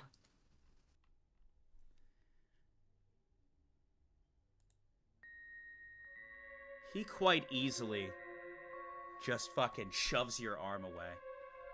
Oh, He God. looks at you. What do you think you're doing? Safe. Hey, we need to talk. Pip Yeah, I gets think up we and do. walks over to them too. I think we do need to talk. Tell me why you have my brother in the presence of one of the most dangerous individuals in the land. One of the most wanted. You see him point over at Crimson, who kind of looks over at this point. Wow. How about you chill out? You see Riften quickly walk over to her. You know, you're wanted for a pretty high bounty. I could take you and turn you in right now. The fuck do you think you're doing in the presence of my little brother? You see Crimson kind of look up at him with a smile. And she stands up and faces him. I wouldn't hurt me if I were you. We're in a sacred garden after all. You see Riften grab her. I don't give a shit. And I immediately grab Riften's arm. The moment he grabs her, I gained them. you see the flowers start to turn black, and the sky above you starts to turn black. The sign starts to bleed, and the lettering on the sign that says no violence and don't damage the plants, blood leaks from those letters. And Riften looks at her. What do you think you're doing in the presence of my little brother? You've killed hundreds. I'd like to summon an igloo that separates the both of them. If you do this, and the igloo comes down where they're standing, it might damage one of the plants. Would you like to take that risk? No. Hey, Riften, knock it off! You see him let go of her. And the moment he does, the plants go back to normal. The blood stops leaking out of the lettering, and the sky starts to clear up a little bit. Almost as if what just happened was a warning. You see Riften look back at you. Pip, this is what I'm talking about. Some people in this world are good and some people are bad. Yeah, and I'm not too sure which one those people are. I'm not sure which of those is you. Riften pulls out his device, and it seems he has the device upgraded, as it shows you an article showcasing the red-haired demon, is what they're calling her, who has killed many. All men. Brutally. Listen. Yeah. She's not a good person. I don't want you near her. I'm not so sure you are either. What are you talking about? 22 years, and you didn't prepare me for any of this? Listen. My whole life's a fucking lie! Pip, I did my best! Okay? The whole situation was fucked! You know what? No, it's fucked. Here you go. I'm trying now! I reach in my pocket, I grab the padlock, and I throw it at him. I say, the monster lock's not real. Safe after 5 p.m., it turns out. Thanks! Thank you so much for keeping up that delusion!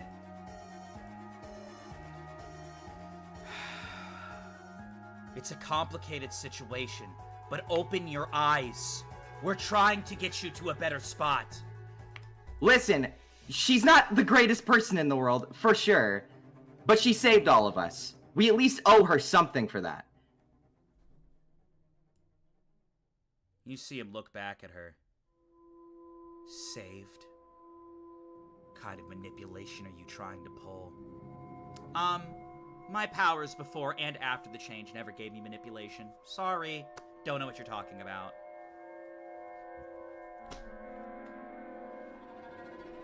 You see Riften take a breath, and he looks down for a second.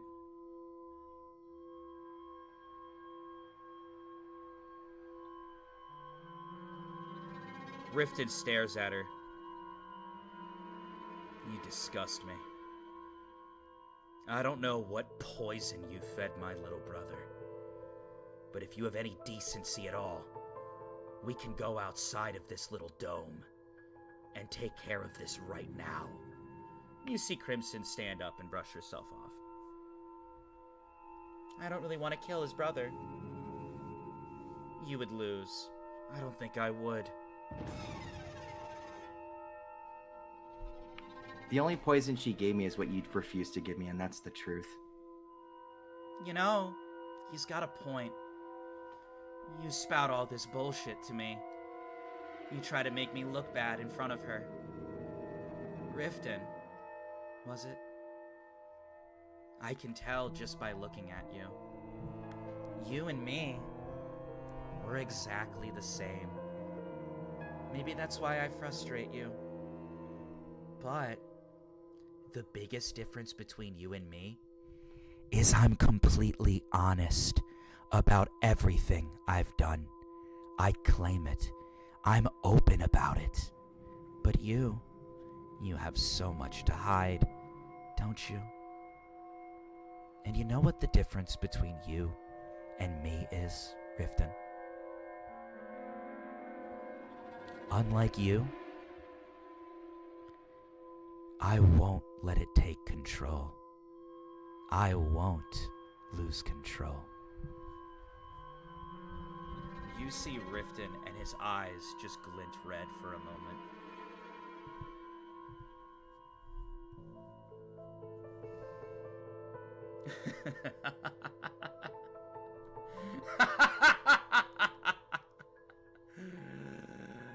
Oh.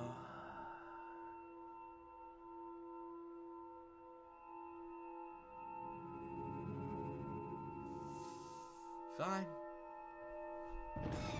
You see him shaking a little bit, but not out of fear, out of rage, and trying to hold himself back from retaliating. Safe? I'd like a word with you. That's my name. I wanted to talk to you too. Outside of the barrier. Tiger's 18 dexterity, for the record. You're gonna use it? and I'll follow him. You start to follow, and you see Riften look back. None of you will be following us. And he starts to turn, and you guys walk out of the barrier together. Motherfucker. Dude, what was that all about?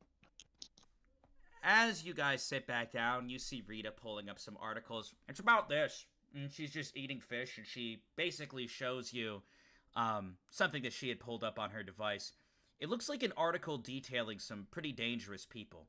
Apparently, the most wanted person in the world is a man who is unidentified.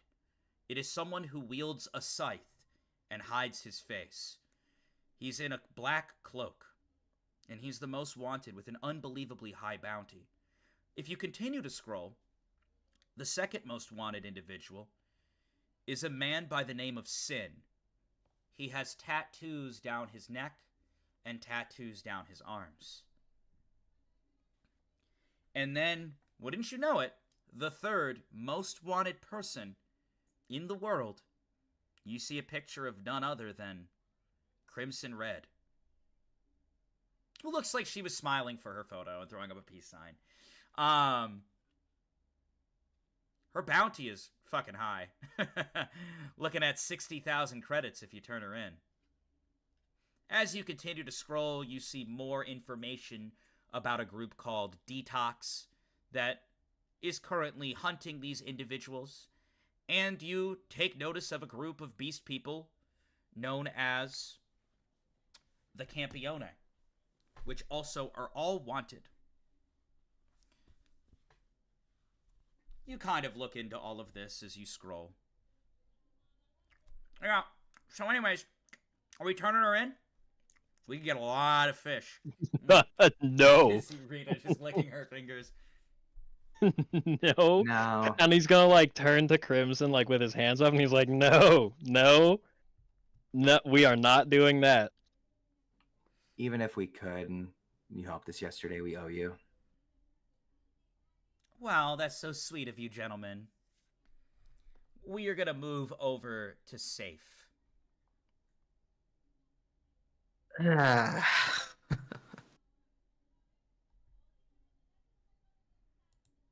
You walk out into the woods, outside of the barrier. You have 18 decks for the day. You see him turn to you. You know, I'm sorry that I put you guys at risk back there. I've been a little on edge lately. I don't know what I did to deserve him talking to me like that. I really am trying. I haven't been in his life for so long, but I'm really trying, man. Honestly, Hey. I don't have any ill will. We used to be close, man. We used to be close, and I just really needed someone to talk to. You see Hey, man. tears going down his face. He is completely genuine. Look, Pip, he's been through a lot in the past couple days. He just needs some time. It's a crazy time, I mean, with all this purple haze going around, the city being attacked, us running around in these woods. You see Riften fall to his knees, but he's fucking right, man! He's right! And you see him hold on to the padlock that he threw onto the ground. I fucked up! I fucked up so bad. I fucked up. I knew what was going on for so long with him and his parents, and I just kept turning a blind eye. I mean, I did. I got him out of there. I got him out. But now he resents me for it. I can tell. I just genuinely want what's best for him. And it's starting to feel like what's best for him is me just staying the hell away from him. It stings, man. It fucking stings. Look, I won't tell you what to do. I mean, I wouldn't know myself, but what I can tell you is that if there's one thing I know, it's that things that have happened, we can't change those. There's nothing we can do about the past. All we can do is focus on what we want to do going forward. If you want to be a better brother for him, then just work on doing that. If you need time away from him, if you think giving him some space from you is the best move for the time being, then I'll keep him safe just as I have so far. I don't know how to give the truth to him. You see Riften reach into his bag and he pulls out an envelope. This is the truth. He hands it to you. Give it to him when you feel that he's matured. He deserves to know. All right. Listen, Say. I genuinely do care about him. And if I'm ruining the group dynamic you got going on over there, I will stay away. I can watch him from a distance. Like I said, do whatever you feel is right. Either way, I'll make sure nothing happens to him as long as I'm alive. Thank you. You expected a handshake, but he hugs you. Tight. And tears roll down his face onto your shoulder.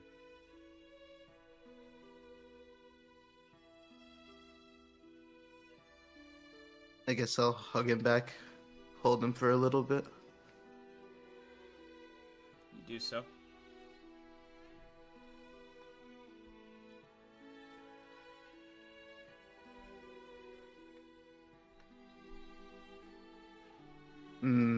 I kind of Takes a want to deep ask breath. him something, but And he steps away from you. You see him wipe some tears from his face.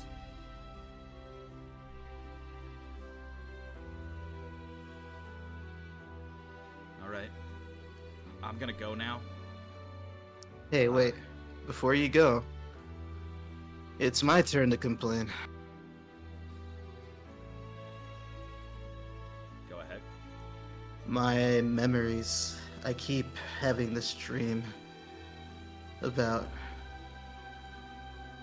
some time in the past. My own brother. You were there too, and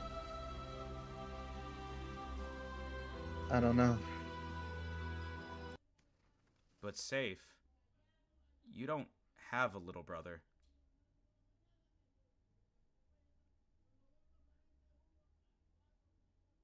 It feels so real, though. Safe. We grew up together. I would know if you had a brother. And that's why I wanted to ask you. I wanted to know what was real, what was fake. Are these dreams real? My memories fake? Who knows? Listen.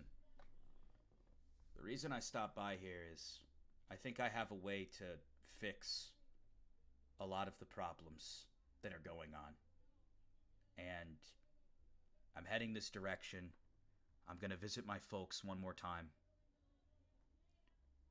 And then after that, I am willing to give it all up to make this world a better place for both you and my little brother.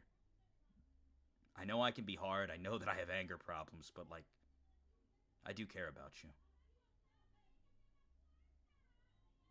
Hey, I'll be there to help. That's what friends are for. He holds out his hand, and you guys shake hands. I'm off. I give him a little salute as he walks off. Please keep looking out for him. He's been through a lot and deserves to have a good life. Of course. Okay. As he walks off, your device buzzes, Safe. I'll take it out and take a peek. You don't know how, but you got a text message. Now, for those who do know, we're in a very technologically advanced world. All of the technology has been created by Vaughn for the most part.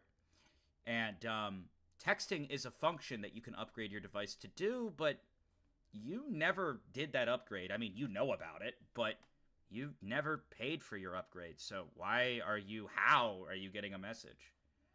You find yourself alone in the forest, and it says, "I sense that you're alone. Click this now." And there's a link. Let me roll a dice real quick. Hold on. Well, I guess I'm clicking that shit. I do appreciate the dice roll to determine whether or not you'd click it.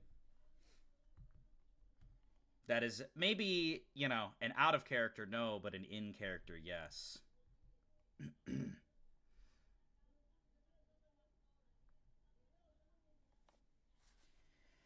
How we doing, chat? You having fun? I am stressed out, baby, and I'm not even playing. He got me clicking virus links. They're about to steal my identity. Not trust. You're about to get advertisement for the pop-up PP shop. All the That's all, now. The only way to spacing and make the this- formatting is going to be all terrible. Like there's going to be random caps like, "We sense you are alone. Click here to receive 5,000 credits."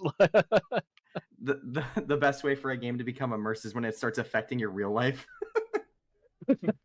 Jesus. Anywho, Nako, Yeah. you click the link, and your device sending now, and a massive hologram shows up above it. A video plays,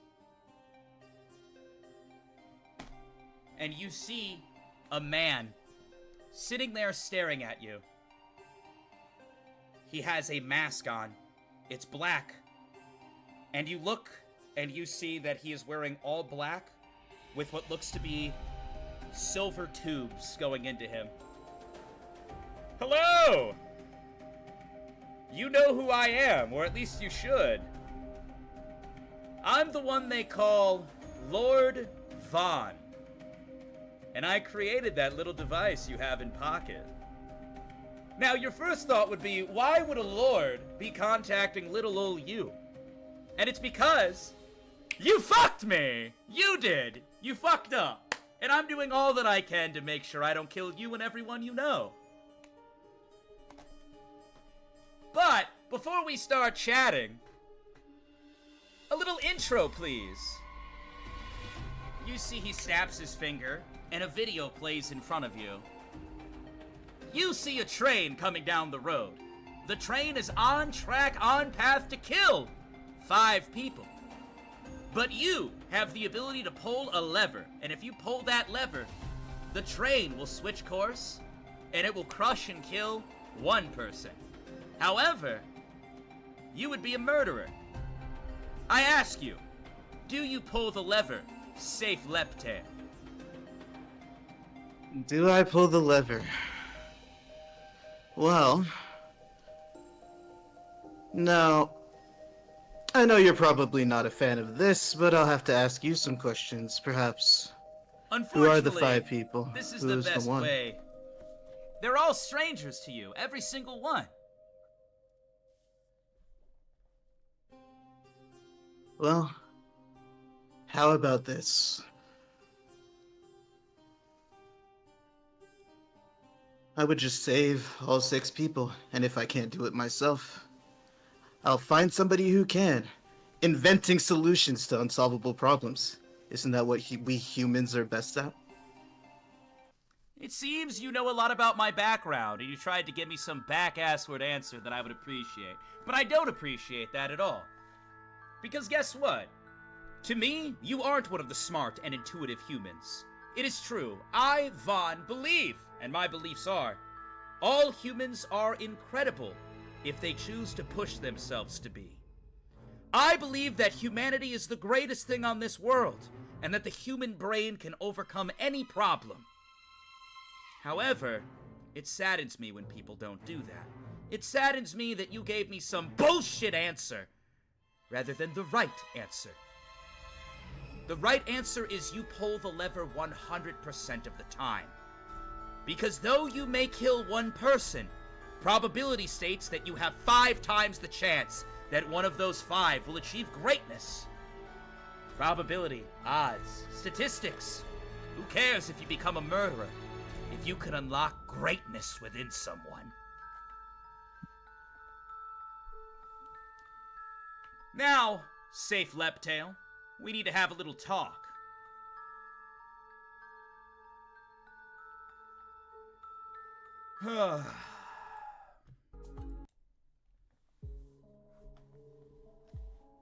I was supposed to be having a trade go down. Nathan, was it?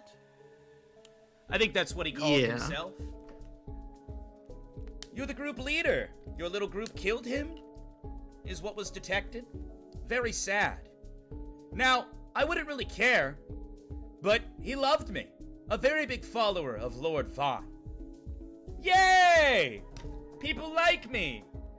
But the problem being is that he was kind of a worthless nobody. Complete garbage. Couldn't live up to anything at all. Not the brightest up here either. But he experienced a change. Something happened. And I don't know what that was. But he became more powerful. I did some research on you after you fucked my whole trade up. You also have this same type of energy. In this world, we have gift energy, aura, divinity, and life energy. So I asked, what is this fifth mysterious energy? What could it possibly be? You have the answer to that question, don't you? And you're gonna tell me right now. I don't know. You see him. You don't have to lie to me. I made those devices for a reason. It's attached directly to your aura. You really don't want to displease me. Something bad might happen. So I ask you again. What is this power that you and all your little friends seem to have that I don't have any knowledge of? I can only tell you what I know, and that is that this power suddenly came to me when I needed it. And that's about it. I see. I have another question to ask you. Safe Leptail. Ever since that trade went down, my men scouted the area. You guys left a bunch of dead bodies on the ground. That's how we were able to analyze and come to the realization that there was another power at play here. It was through your party's mistake. We analyzed and scanned the bodies, and we also scoured the area. We couldn't find the blue-haired bitch, or the sacred weapons that we were supposed to be traded for her. So I ask you now, where are they? Do you have them all? Are you kicking your feet as you have all the cards in your hand? Well, unfortunately for me, I wasn't present at the time, so no idea what happened to those weapons. And the girl? Well, she's near me, but I wouldn't call it my possession or anything like that. Roll a 20-sided Naka. I'm gonna roll one as well. It's a 12.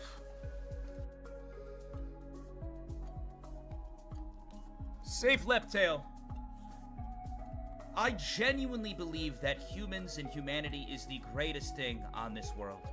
I want nothing more than to see humanity rise to greatness, and us use the full capabilities of our mind, and to achieve greatness, build a tower of knowledge, and have humans ascend further than any other being, entity, or race. I genuinely desire that. Safe Leptail, you are a human. But doing research, it seems that you have been slumbering, sleeping, in the Beastmen's territory. Many of you are. I have a beautiful city. The New World. with all sorts of advanced technology. And yet you stay. Under Big Harvey's domain? You do realize, Tori, he had direct war with me. You're a human. Why? Why are you in the Beastman's domain? Do you fight for the side of the beast? Or for the side of humanity?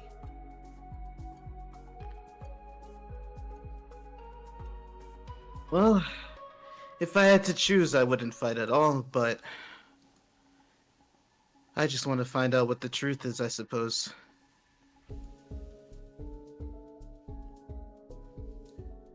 You know, you have a very shitty way of not answering any of my questions. You just speak a bunch of nonsense garbage. I was hoping that we could You have a rather conversation shitty way of asking questions, but if you'd like me to explain myself before I lose patience. This world, it's full of mysteries. And well, I simply want the power to find out the truth for myself. I'm tired of being handed down bits and pieces from people like you, Harvey, and the rest of them. So, if you're done wasting my time thinking you can do whatever you want, we can either get to the point here, or you can let me go. Roll a 20-sided.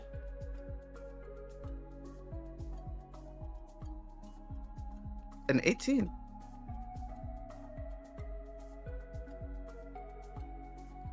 Roll a dex check twice. A dex check twice, okay. A pass. And a pass. Salus, Kodal, and Pip to deafen in the call. Once I give you guys a thumbs up, you can deafen and listen into the conversation again. Or you can undeafen and listen to the conversation again. Sound good? Did they do it? Oh, they already deafened. They already deafened. Okay. Does Shaq get to hear this? Yeah, you're gonna hear it. Oh, chat can hear it. Chat can hear it. Chat, don't spoil anything. I'll try not to. And if Khaley Sappy or Pip are watching the VOD back currently, skip ahead to the thumbs up. Here's the deal, you little ant. And here's what's gonna happen. You took something from me. I have the ability right now to snap my finger, and all your little friends around that campfire will detonate. It'll be like the 4th of July. Do I make myself clear? Understood. You may be quick on your feet, but they don't know that it's coming.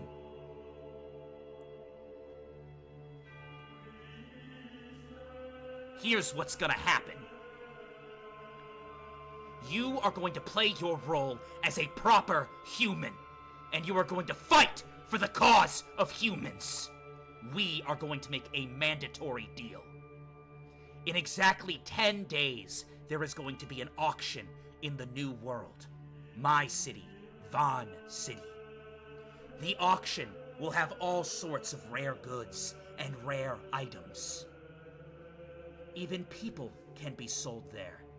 I rule the land after all, so it's cleared by the Lord. You are going to bring the cat girl to that auction, and you are going to hand her off to my men. Do I make myself clear? You completely screwed me out of this trade, but I need a beastman. One that I can experiment on to my heart's content, so that humanity can thrive over their disgusting race. Looking at her data, I believe her name is Rita. You won't tell your friends of this. If you do, they'll die. And you will do exactly what I say, and you will bring her and drop her off at the auction to my men. Do I make myself clear?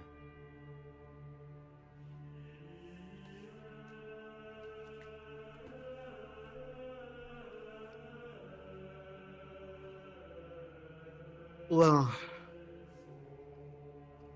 I guess... Let's try again. You're gonna say yes, sir. Yes, sir. Good boy! Hey! It seems that the small brains of the beast people were getting to you a little bit, but that's good! You can talk and communicate! Wow! Great. Additionally, as a bonus, if you can acquire the sacred weapons, well, I won't take your cat girlfriend. I'm a kind man. And I don't want to make anybody feel bad blood over me. I don't really care what happens to the blue-haired girl. She's of no interest to me. She was just part of a trade. So, either bring me the cat girl, or bring me the sacred weapons that were rightfully mine. You have 10 days, figure it out. Well, if I'm going hunting for them... Wait. It's the thumbs up. I can't respond to that? Okay. Oh, yeah, okay. You can respond. I'm sorry, that's my bad. Alright, everyone deafen real quick again. Everyone deafen again real quick. Okay, go ahead. You can respond to it. If I'm going hunting for these sacred weapons, then I need some information on them, at least what they look like.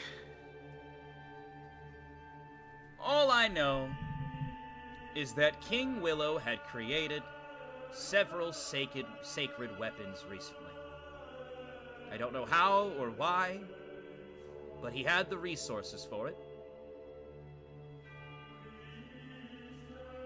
As part of the deal for the blue-haired girl that we kidnapped, he was going to give me 2 sacred weapons. Someone having devices and powers that I don't know about makes me kind of uncomfortable. So for the side of humanity, we were gonna make that trade. You and your party ruined that, so it's up to you to fix it. I don't have any further information regarding them. If you want more info, talk to Willow, that fat fuck.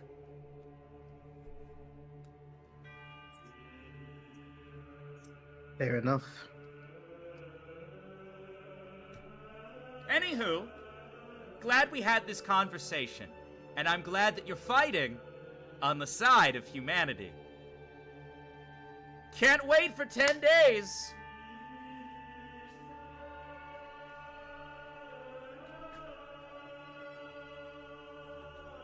Do you have anything else you'd like to say? No. Alright. The video ends. You're alright, thumbs up. You're all good to undeafen. This is my thumbs up. Dakota, Sappy. Everybody, you can undeafen. Alright, I want to ask, because I closed all of chats to make sure I didn't see anything in case there were some bad actors wanting to spoil. Is this something that, like, is only relevant to this that we shouldn't know and that we can, like, watch afterwards or look at once this session is done? Or is this something where... After you guys deafened, I said, hey, if any of you 3 are watching the VOD, I name dropped, because if any of you 3 are watching the VOD, skip ahead to this point where I'm thumbs upping. Alright, I got my thumbs up right here. I mean, you guys could, if you found out accidentally through chat or something, it does kind of ruin the zest a little bit, but it wouldn't be the end-all be-all as long as no one plays out a game. But for the fun of it, I want to keep you guys in the dark. So... Gotcha. Okay, then I will... Sounds good to me. Then if I do watch the VOD, I will absolutely skip ahead. Because this has me so fucking nervous, dude. I'm like it has you nervous over here, dude. When you were like, oh yeah, so everybody deafen real quick, and then I only saw the chat, like everyone being like no spoilers and sending gifs and being like, wow, this is lovely. I'm just like, oh my god, this is gonna be bad. Yeah, we have a little chat where we were all typing to each other, and we were Sappy was just like, everyone's freaking out right now. What is going on? Boy. No, you think you're nervous though, Sappy. Like, you didn't even hear the information.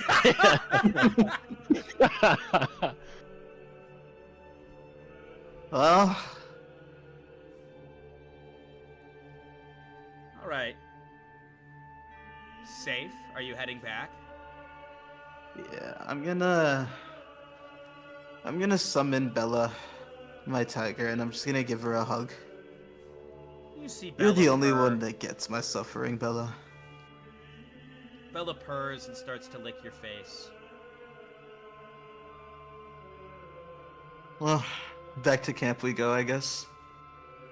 You head back to camp.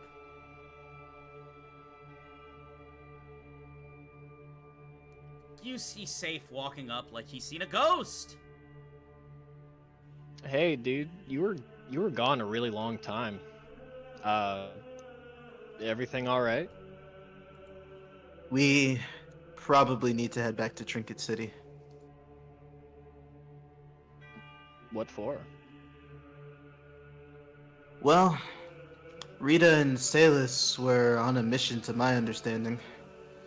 And I have some business I need to take care of as well. Okay. Uh, that's fair enough. I thought, well, I don't know what I thought. That being said, I imagine Crimson can't come with us. You see Crimson look at you. It's almost time. It's happening soon. I'm nervous. Oh, right, you mentioned a meeting. I did. It's gonna start in a few minutes. We should head over towards the Purple Haze.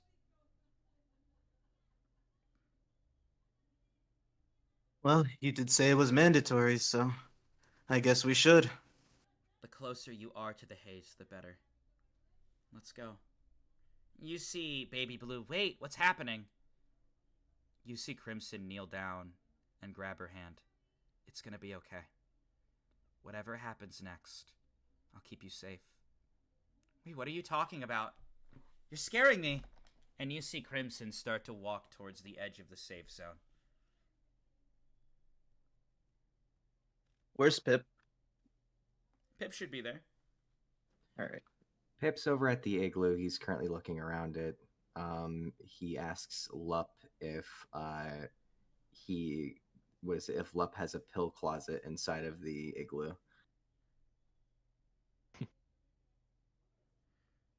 So he's currently searching that now. He's looking Alright, for I'm what? gonna try sorry, and- you cut out for me for a second. You're...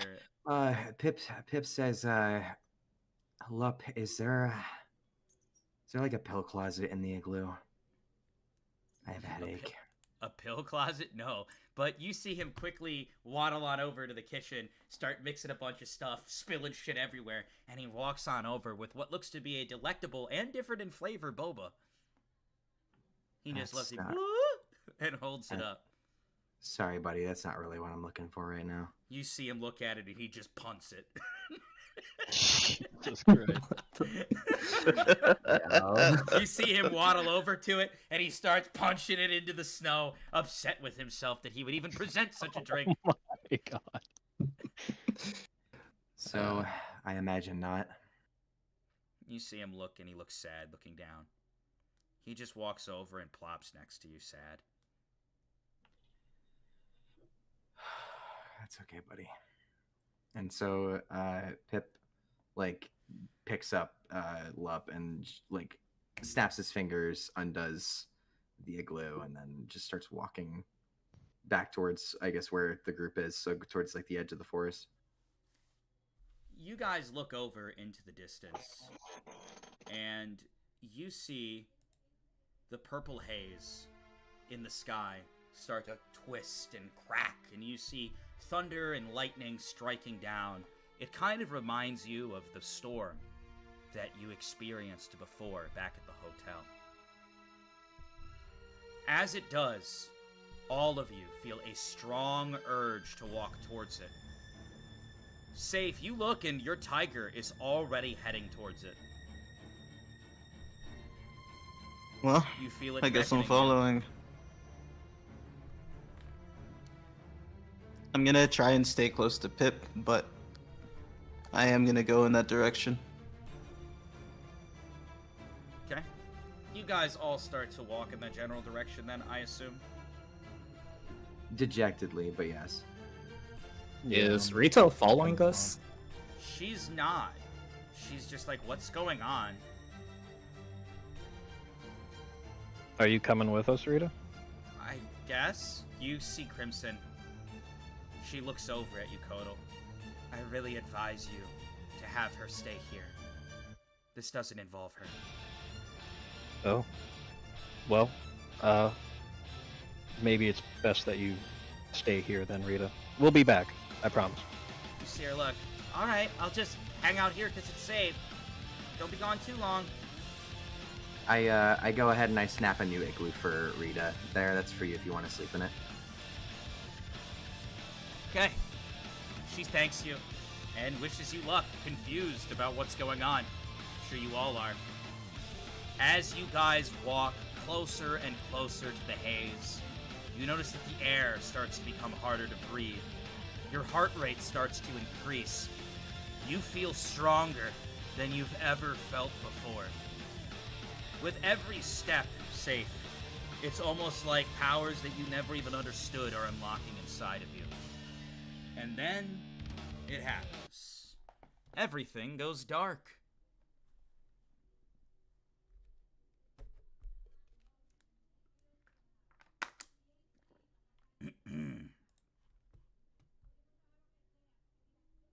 Oh shit.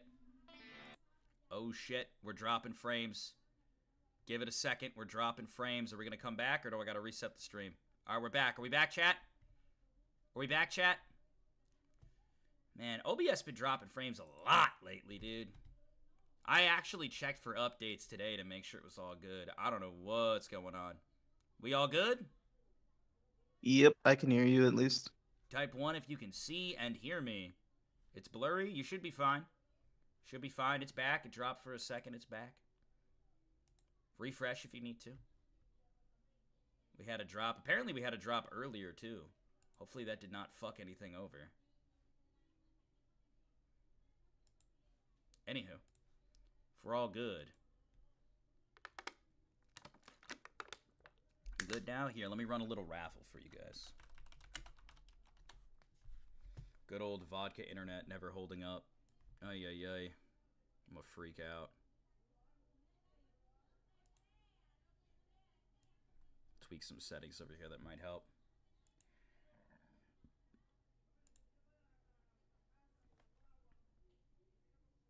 I'm scared I'm gonna miss big shit. Hopefully not. That is the one risk, the streaming D&D. But yeah, it seems like everyone's back. So let's hope for the best. I'll try to keep an eye on bitrate, and if you guys, if things go bad for you, we can always go back. Imagine a world with good internet. Yeah, imagine. All right. Anywho.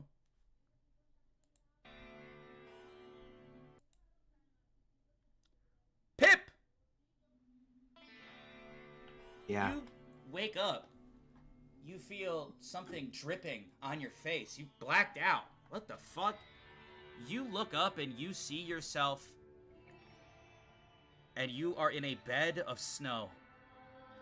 You look around and you see beautiful, glimmering shimmers of stalactite and stalactite all around you. It's gorgeous. What the You hell? look over and you see your little penguin buddy, and he's just whee going down a little slide. There's like a nice little ice slide in the corner, and he just on his belly slides across the way. That's fucking adorable. I look around. Is there any like objects of interest that seem to be I should be going towards? You look over and you do see a big kitchen with like every flavor of drink known to man. All varieties of boba. Just, it is a paradise to anybody that would be at a cafe. Okay, well, it'd be a waste to not take advantage of this. Hey, Lup, you want to have a big ol' buffet boba? You see him quickly waddle over, and what's weird, it's like he seems to know where everything is. He just starts, like, opening cupboards, pulling out everything you need. Yeah, I mean, it is absolutely wonderful. One thing that you do notice that's kind of weird is that there is a big, massive cage door connected to this room, and there is a long hallway. It's completely dark, and you can't see the end of it. Okay. I walk up to the cage door. Okay. You stare out, and you just see black. You can kind of see some, like, you know, stone walls and stone ground, but it is a long, black, empty void of a hallway. In the background, you see your penguin looking joyful. It looks so happy. It makes a drink, sets it down, and then waddles over to what looks to be a makeshift bed. It is perfect. It perfectly fits his size. And the little penguin just lays down in the bed. Boo! And just goes to sleep. Well, so much for me asking where we are. I try to check the cell door and see if it's unlocked. It is locked. Seems like you're locked inside. Okay. I turn around and I go back towards the kitchen. I immediately pick up the drink and start drinking it. It's fine. We're dropping frames again. Chat's gonna freak out. I'm sorry, guys. No worries. I don't know what's going on with my stuff. I don't know what's going on with my stuff. Terrible time. I'm keeping an eye on it, but like, and then it's back. Cumcast strikes again. Yeah, Cumcast. Chat calls it Cumcast. I could, like, take the risk to, like, close it and reopen it, but I don't know. I don't know why we're having these awful lags. Alright, we're just gonna pray, chat. We can get through this. We can get through this. My beautiful storytelling. Just getting fucked by Comcast! So Just you like go how over... I'm gonna get fucked by Vaughn. You go over, and you said you're going to drink the drink that he made. Correct. 20-sided.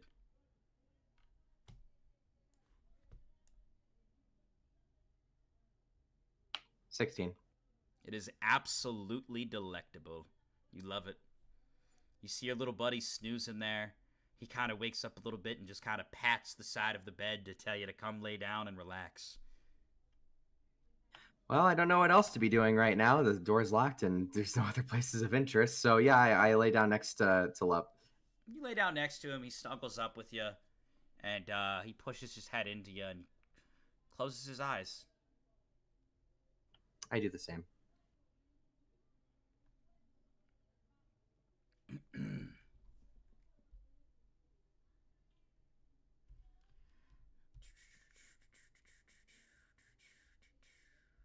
I have this in my notes.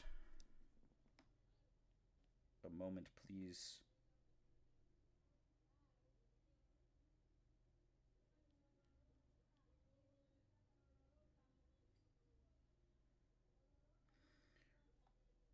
Kodal.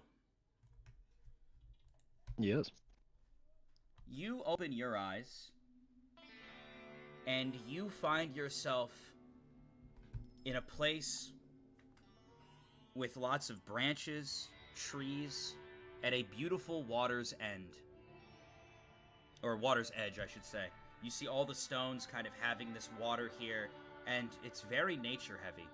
You see your snake looking very gleeful as it kind of goes through each of the vines, down towards the water, just kind of moving around very quickly, like it knows the area very well.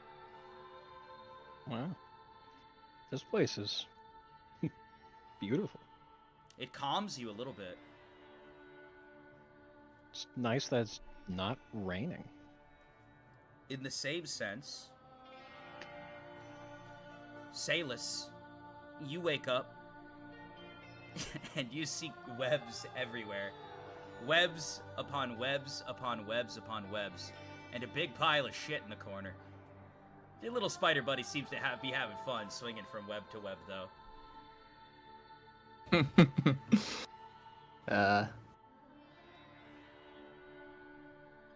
Am I like suspended in the air or like I'm on the ground, just webs all over, You're or on the ground and there's just webs all over, but there's only one spider. ah, okay. And then, lastly, Safe, you see a massive, giant cat bed in front of you as you wake up in your own little area as well. And you see the tiger going across and rubbing its cheeks on everything.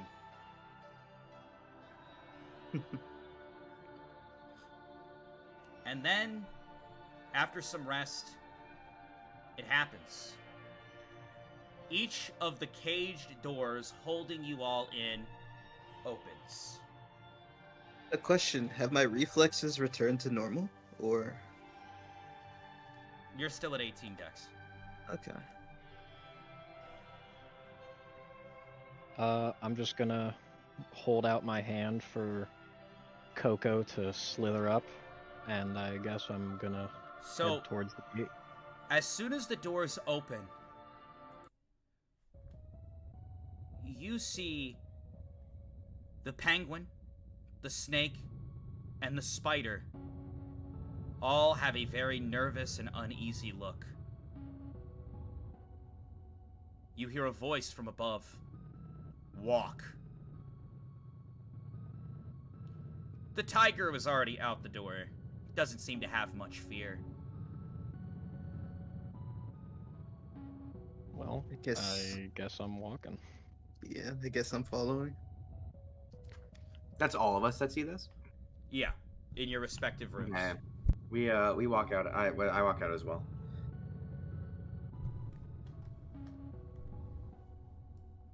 You all walk down the long hallway.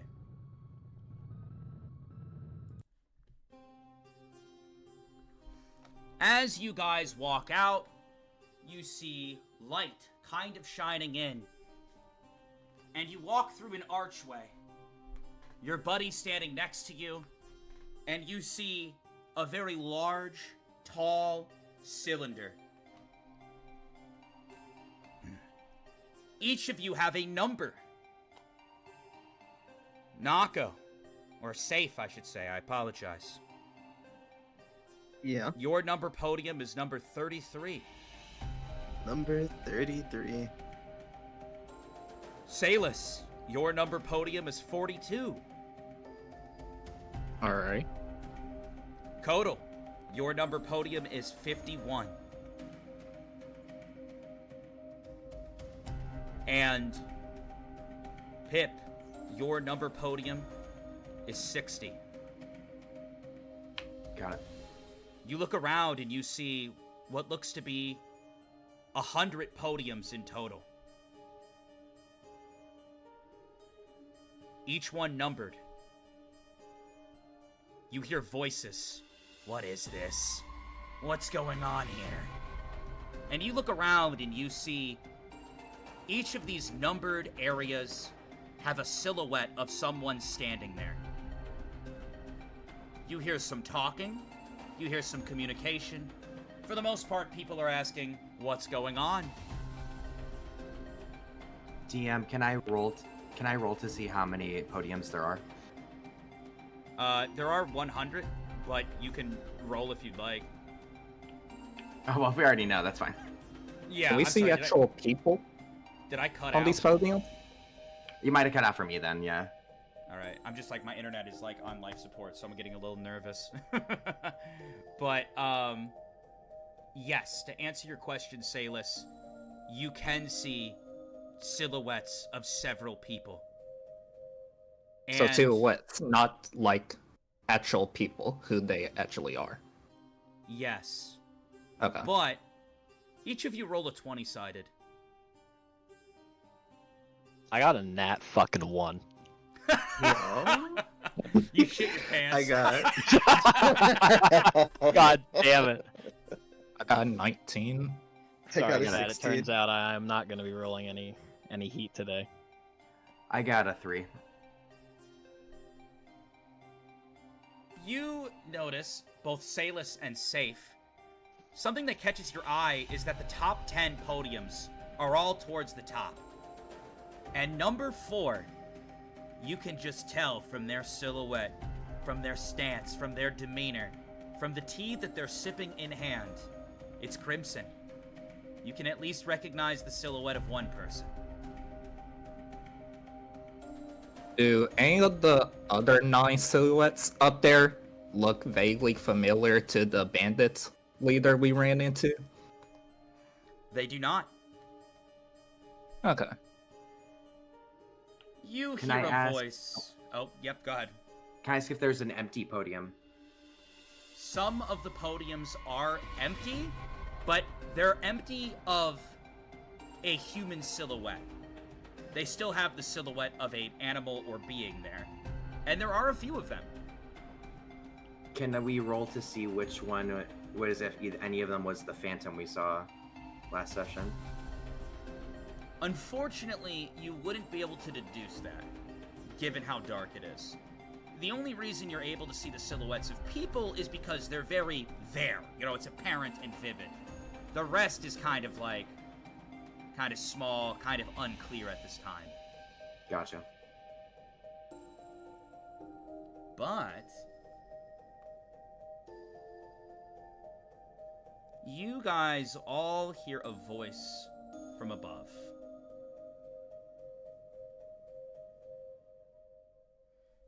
Greetings. Hello, everyone. And you quickly turn your attention towards the top center of it all. And you see a massive, what looks to be amalgamation, a monster of sorts. It honestly scares the shit out of you at first glance. It is this large, black being of sorts. I mean, it's very big. And you see someone very lean standing next to him. Hello. Introductions are in order. In this world, there are ways to connect and break the barrier to go to other worlds. You currently have all been summoned through that little crack that I made in your dear little plane to the spirit world. Each of you has made a subconscious contract with one of my many children. I'm sure many of you are confused, but the benefit is that you've unlocked a tremendous amount of power. Good for you. Your sad human race is finally getting some excitement in their life. Before you are all 100 of my children, embodying and embracing an entity that a human thought could come up with. I'm their father and the god of this world. Traditionally, every 100 years, a new king must take the throne. My time is coming to an end. Each of the spiritual animals before you have gone through various trials. How they've done on these previous trials has ranked them from 1 to 100. The higher you're ranked, the better they did on their past tests. But, I mean, it's a joke. I don't expect anyone out of the top 10 to really show me any results. But alas, the way that our kind works and the way that the spiritual beings work is that their powers are best used through a vessel, a human with talent, a human with a refined body.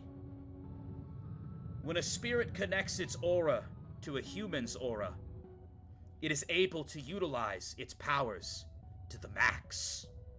But in turn, the human is also able to use said powers. It's kind of like our kind feeding on you, using you as a tool. It's what you're good for. Each of my 100 children, well, most of them at this point, have connected with one of you. Whether you like it or not, you're officially involved in their final test. I personally don't care if any of you perish or die. All I care about is getting a king fit enough to be able to communicate and control a human. Able to grow its powers through a human catalyst, and able to rise to the top and defeat all of its fellow siblings to become the one true ruler. Now you might be thinking, I don't want to be involved in this. I didn't know. I think you did. The spirit will only show up for someone who truly needs it or wants its power. Oftentimes, an emotion such as loneliness will bring its aid to you. But we'll say that you have cold feet and that you've changed your mind. You're fucked! I'll say this. It is possible to kill a spirit, and if the spirit dies, it gets sent back to my realm, and the human can live. But the easiest way to get rid of a spirit is to just kill the human that is a catalyst to it. From this day on, you're all my property, involved in helping my children rise to the top, realize their power and potential, and hone them into becoming a leader. But it's a give and take. Whoever wins will be rewarded. Any questions? We're opening questions now. You can all ask. I'm sure you're deeply confused, frustrated, aggravated. Feel free. So, just to go ahead and re-emphasize, only one person's going to make it out of all of this? Is that a problem? Humans die all the time. Yes. One will make it through this. And the one winner, the spirit connected to them, will become the new king. And our tradition of every 100 years will be complete. We chose this plane because this plane has a diverse amount of energy and talent unlike anything we've seen across the multiverse. But yes, there can only be one. However, we'll be doing a cut to top 16, of course. I don't expect you all to hunt each other and find each other until there's one left. So once there's 16 of you, we will move to the next phase. As of right now, there are 97 of you. 3 have been eliminated already. Additionally, to anyone who did what they're supposed to and eliminated, I sent them a little message into their mind, letting them know they won, that they did a good job. So much so that I'd like to congratulate you all right now. Salus, you look over and you see that you get blessed with some amount of power. You can put a +1 on any one of your stats. That's permanent. A gift from me to you. Before we even officially started, you've already started doing great work, and I congratulate you. You did exactly what you were supposed to.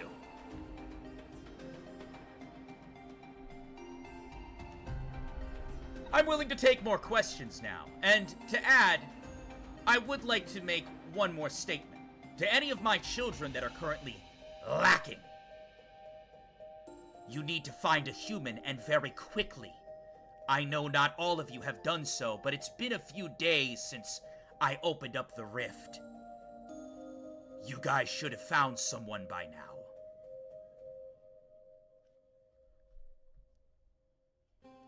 You see a few of the empty podiums. But yes, what is your question, Safe? So, if we win, what's our prize? You see someone else, yeah, I'd like to know the same thing. And the moment you hear that, you see an intense amount of aura oozing through the bars. You look over and you see number 21.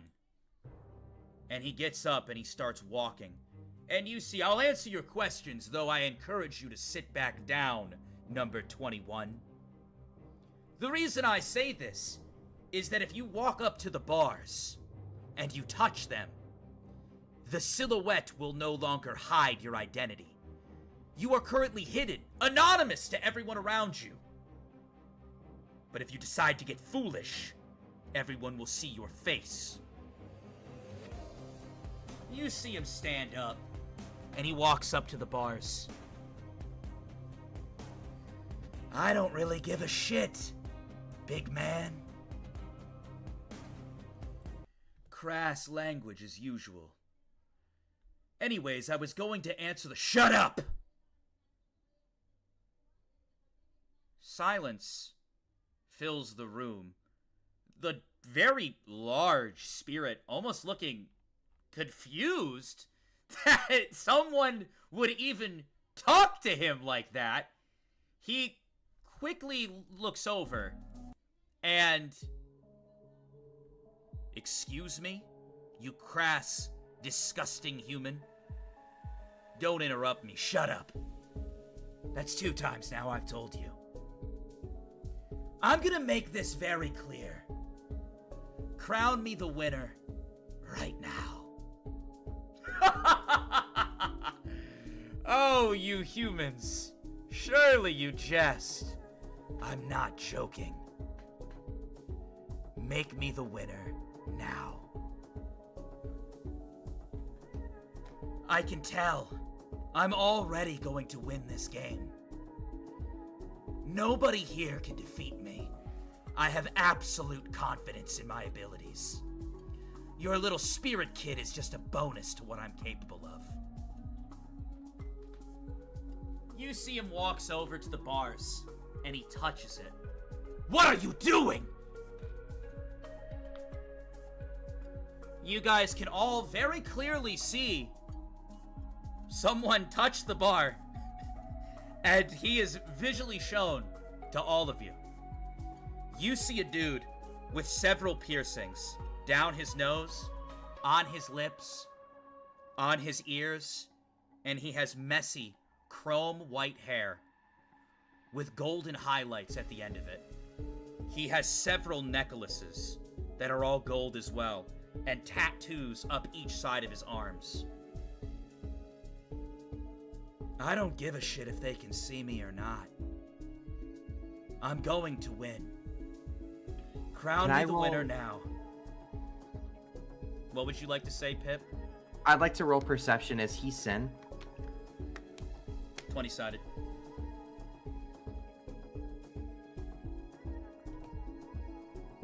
Nine. They have similar traits, but he's not. Sin has neck tattoos. Gotcha. Here's what I'm saying. I live my life by a certain policy. Do unto others what they've done unto you. And Spirit Man, you know what you're doing right now? You're fucking me! You're bending me over and fucking me! You see him grab the bars and shake them. Is that your intent? To fuck me over? So I'm gonna give you one chance! Everyone in this room will die at my hands! Crown me the winner now. Unfortunately, that's something you'll have to earn. Besides, I was about to answer the other question. There's a very big reward if you win. I'm not just gonna let you have it for free. A reward, you say? I suppose I'll listen. I knew you would. Such a loud and vile human. But the moment you hear about money or fame, you shut your mouth and you perk up. Humans will do anything for money. Absolutely anything. They all want to have fame and be at the top.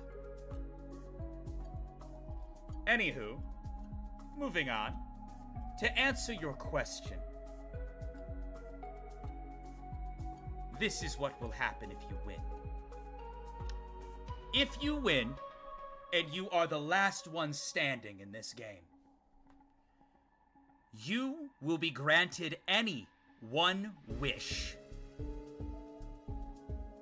In addition to that, you will get to keep all of the powers that you've learned and maintained from my child.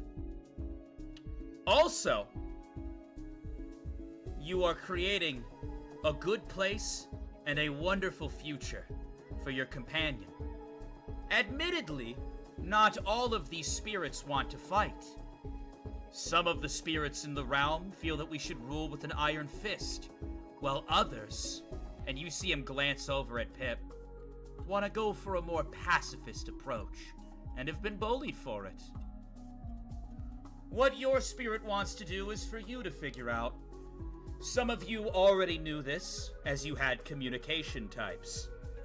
Spirits that can communicate and talk. You might see that as unfair, but you have to remember, the spirits are using their own ability and brain power to learn and talk the human language. So, by being the last one standing, you get a wish, all the power you've had up to this point, and happiness for the little buddy that you are currently paired with. You see him. The number 21 starts laughing. You know what? I apologize, King Spirit Man. And I apologize to everyone here. After hearing that reward, I'm in. That sounds great. Wonderful. I'm glad to hear it. The last thing I needed was any more of your disgusting, crass behavior. Of course.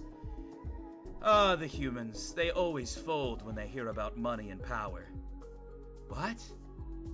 I'm not wishing for any of that. You said we could wish for anything, right? Yeah. Oh. Well, I have a question. What is it, Mr. 21? Well, this wish. See.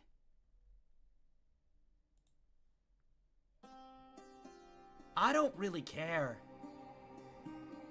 Oh, hold on. I don't really care about money. I don't really care about fame. Hell, I don't even care about immortality. You can keep the powers, I don't give a shit.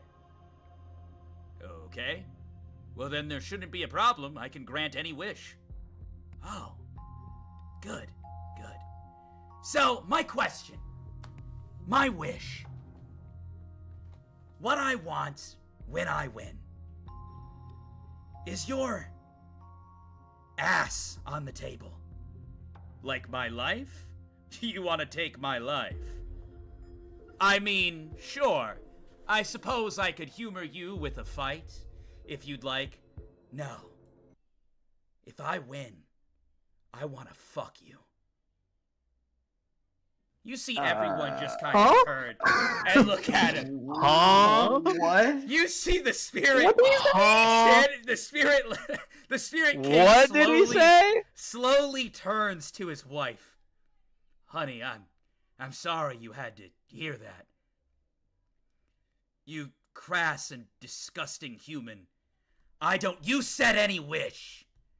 And let me make myself 100% clear. You said we could have any wish. I live my life by one policy.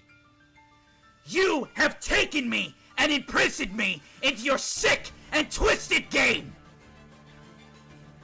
And I want nothing more than to do unto others what they do unto me. So you have one option. Crown me victor right now and free me from this nonsense. Or I'll do unto you what you're doing to me. You dare take me away from my life and try to fuck me! Well, guess what? I'm gonna fuck you! I'm gonna bend you over and I am going to fuck you! Ah! And you just see at that moment, he gets completely foaming at the mouth and the Spirit King snaps his finger, and you see him, and he foams, and he falls to the ground, twitching. I hate humans. Sick, disgusting, vile humans. Worry not, I unfortunately didn't kill him. I wouldn't do that. I want to give all my children a fair chance. But 21st child of mine, you really know how to pick 'em. At that moment, I will stick to my word. Any wish. You see him on the ground twitching. He wants it. He totally wants it. You see the Spirit look at him and shake his head. Disgusting, vile roaches. I want this shit known that if any one of us as the player characters pulled this, he would have just been like, I cast nuke on your cell. You have been removed from the game. I'd like to ask about the wish. More questions about the wish. I welcome any reasonable questions. If you have your crass, disgusting human behavior that you'd like to put on the table, keep it at home. I'd rather not have to silence anyone else. So, what is your question? Number 60. So, can the wish be a grouped wish? For example, if I said that I wanted a group of people to come back to life, would it not work? Or could I bring only one person back to life? If you were to make a wish, unfortunately it's limited to one revival. You can wish one person back to life. At that moment, you see two eyes glimmer red with a big smile of pearly white teeth in the number 4 slot. Oh, is that right? You can wish back someone who were to die. Good to know. I have a question, and you hear it in Crimson's voice. You said we weren't allowed to leave the game, but I heard otherwise. Did you now? I'm aware that you have a communication type. Isn't that right, number 4? Yes, I do. I feel like I'm at such an advantage knowing all this information. But I wanted to ask, what if someone were accidentally involved in the game and they didn't want to be involved anymore? Surely you're not talking about you. You have one of the most powerful ones here. I absolutely believe in any of my top 10. You are my champions. Well, no. I was just told that there are some rules. Ah, you caught me. There are some rules that I left out, but I suppose since I'm getting called out on it, I will elaborate a little bit further. If at any point you were to lose your spirit, or lose the life of someone close to you, you can revive them. If you're able to overcome and defeat any one of the top 5. You see the top 5 look, and specifically the number 5. That's the most ridiculous shit I've ever heard. It's a violation to my ears to hear some such rubbish. What the hell did you just say? What kind of garbage disadvantage is that? All of the 5 are exceptionally strong. You could easily wipe the field. So, if anyone were to perish, or if you were to just lose your spirit and you wanted to get back into the game, by eliminating any of the top 5, you could bring someone back. It only works, though, on someone who's in the game. It doesn't work on outside competitors. They have no involvement. You see the girl twirl her hair a little bit. Okay, I think my question was kind of answered. No, this is absolute bullshit. Honestly, I can't believe you'd speak such garbage to me. Why am I? Just because I'm number 5, I'm at a disadvantage? You hear a voice from the number 1 slot. Wow. Scared you're gonna lose? Also, don't interrupt him. He said he had more rules. Please go on, sir. There is one other. If, for whatever reason, you are unlucky enough to get wrapped up in the game, let's just say that you're in the game and, well, unfortunately, you need to be free. You don't want any further connection to your spirit. Well, you can either slaughter your spirit yourself and hope that it doesn't retaliate against you. That's the first option. Go ahead. Grab your spirit by the throat. Crush its windpipe. But it is connected to your aura, so you'd have to be extra careful. The second way is that specifically the number 6 and the number 7, and you see him look over, these two have the power to very easily and painlessly sever the bond between a spirit and a user. So, if you're someone who desperately needs to get out of the game, I suggest finding one of those two. And hopefully they'd be courteous enough to do that. But be careful. Last time we did this, a few people pretended to be the number 6 and 7. It would be a shame if you ran into someone being a little devious.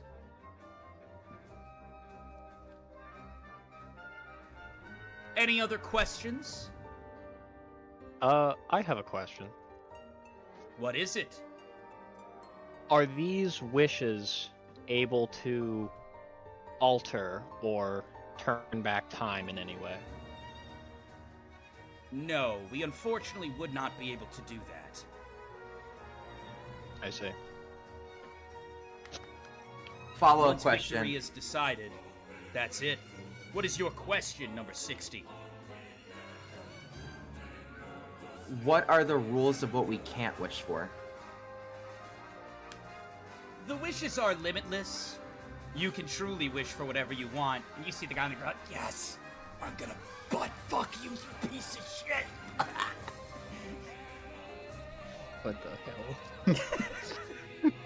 I look up at Crimson. I say, is this the garbage you're talking about, number 4? Potentially. What wish did you have in mind, number 60? I'll need time to think about it. I just wanted to know what the logistics and rules were before even thinking of one. I can see into your emotions. It seems you're at a divide currently. Well, let me tell you this. Humans are horrible. They kill and slaughter many animals, many of their own kind, many who resemble their kind, for their own personal gain. They're constantly pushing their own selfish agenda. But, number 60, if you win, you can make all that go away. You can change how the game works.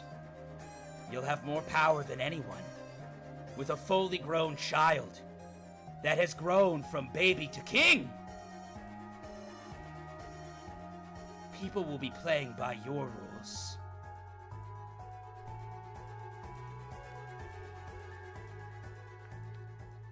Does that answer your question? It does. I think I have one more for you. Of course. I've noticed that the powers get stronger as we go throughout. So we can have multiple abilities. Can we have multiple companions? / can we have multiple spirits? You cannot have multiple companions, no.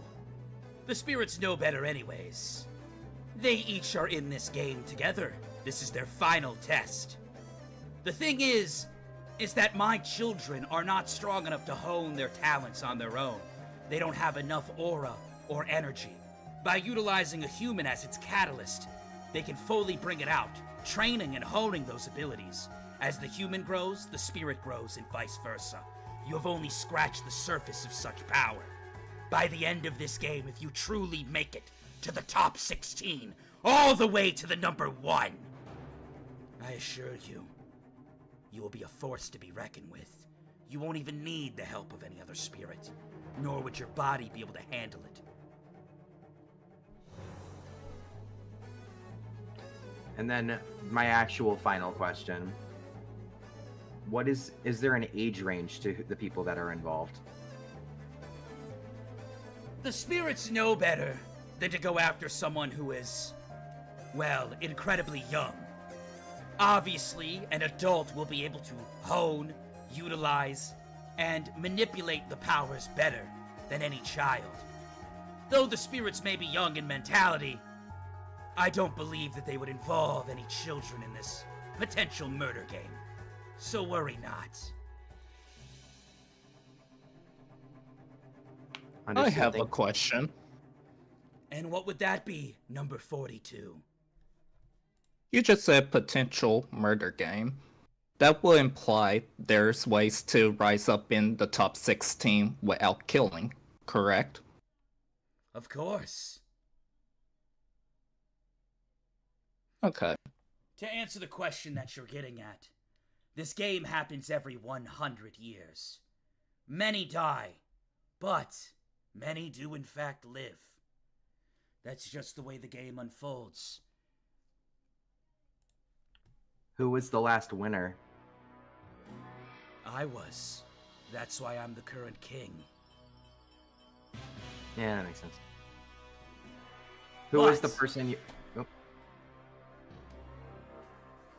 The way that it works without any bloodshed, you would have to eliminate the spirits, and not the user connected to them.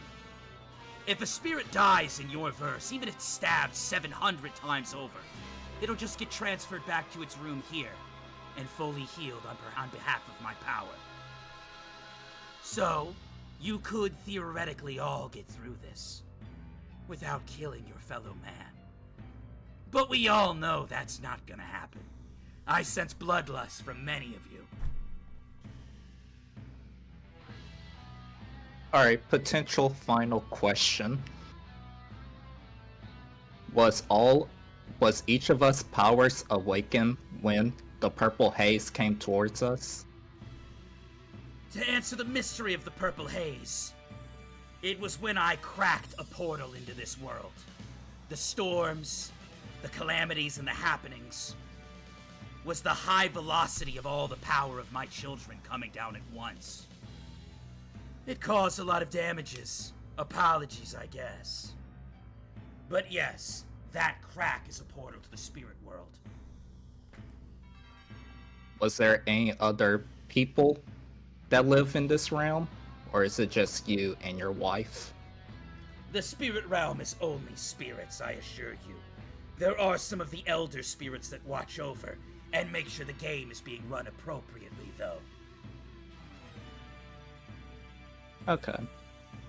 Alright, no further questions. Thank you. Another question to answer, though, because I'm sure someone will ask it. Once Yes. this verse is subjected to this game, this final trial, it will never be subjected again.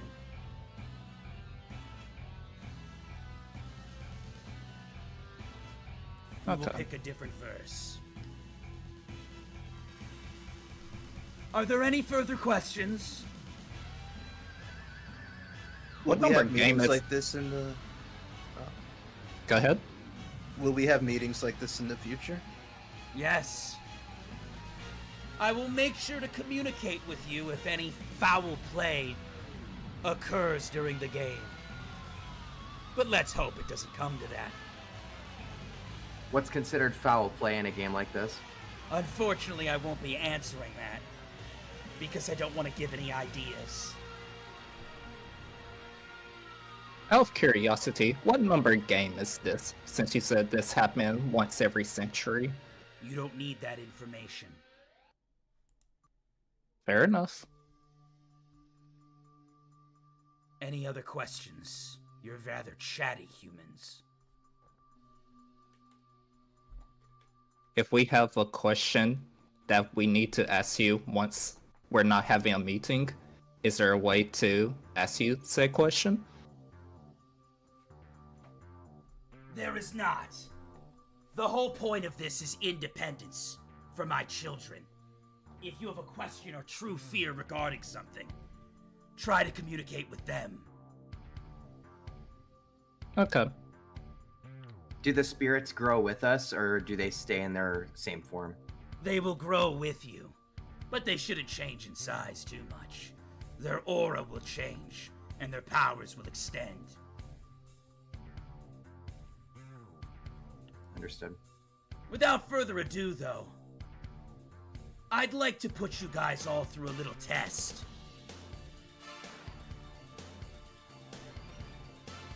Here's what's going to happen. You see he holds out his hand, and a golden pixie appears.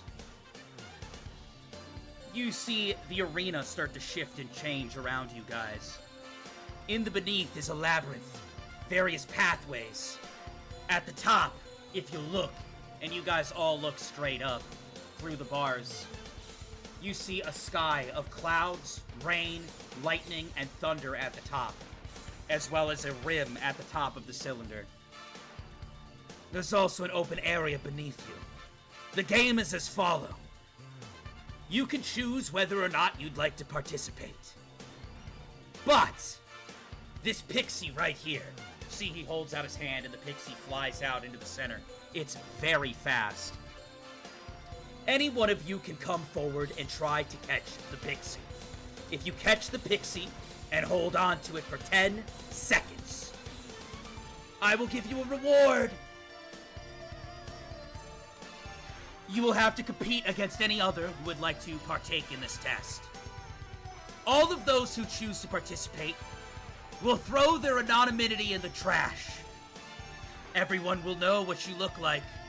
That's the risk of playing. If you lose the game, there's no penalty. If you get damaged or hurt in the game, I will revive you. The penalty is solely showcasing your powers and identity to everybody here. Now, on to the reward.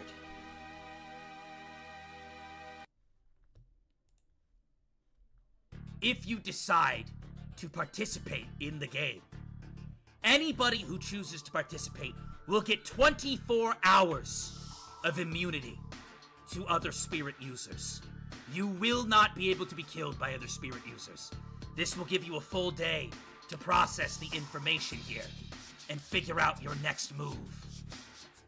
You get this just for participating.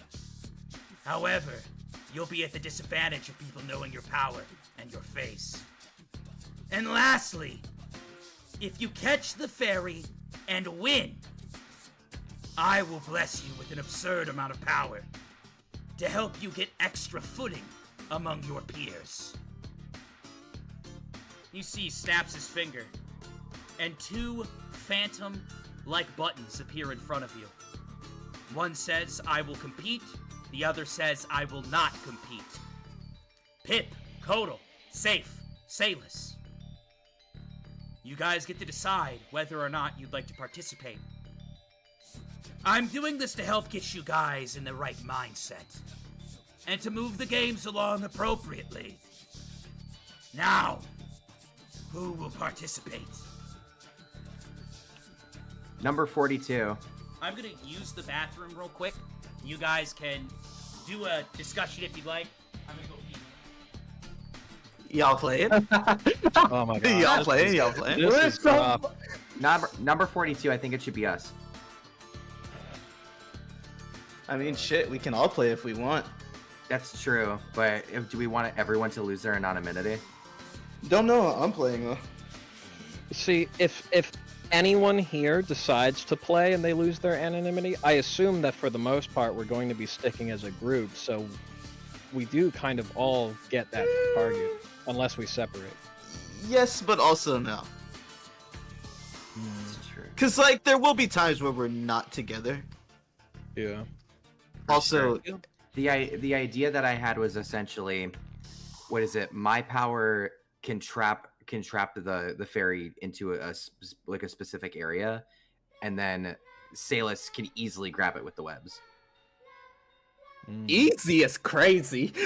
It's a smaller area, so if I get it inside of the igloo, then you can just grab it with the webs. True. Creepy music change! I love it! I go to the bathroom and I have my headphones on. I'm like, oh god! We're all gonna die! Alright, I got a few things I got to ask you, Vodka, before I make my decision. Mm-hmm. 1, can my permanent +1 go to luck, or does it gotta go to 1 to 6 main stats? It can go to luck. Okay. Can I look at my spider and see how she's feeling about this situation? She down. She down? Mm-hmm. Alright, third, how big is the freaking like headband I got tied for my hair? Is it enough to like cover my face? Well, not the entire face, but like the bottom half. I like mean, Dennis you can like kind of put it up here a little bit, but people are gonna see you. You gotta remember, these are like fucking powerful people too. Yeah, no. If you play the anonymities out the window.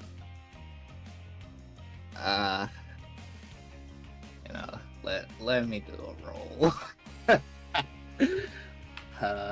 Question for what is it? God, I guess. Sure. There's so there can only be one winner, correct? Or if 2 people were to grab the fairy at the same time, would they both get the reward? I didn't think about that. If you both grab the fairy, then I suppose there can be 2 winners. That's very useful information, thank you. I definitely think that changes things. So at the very least, I think 2 of us should go. So up to y'all what you want to do.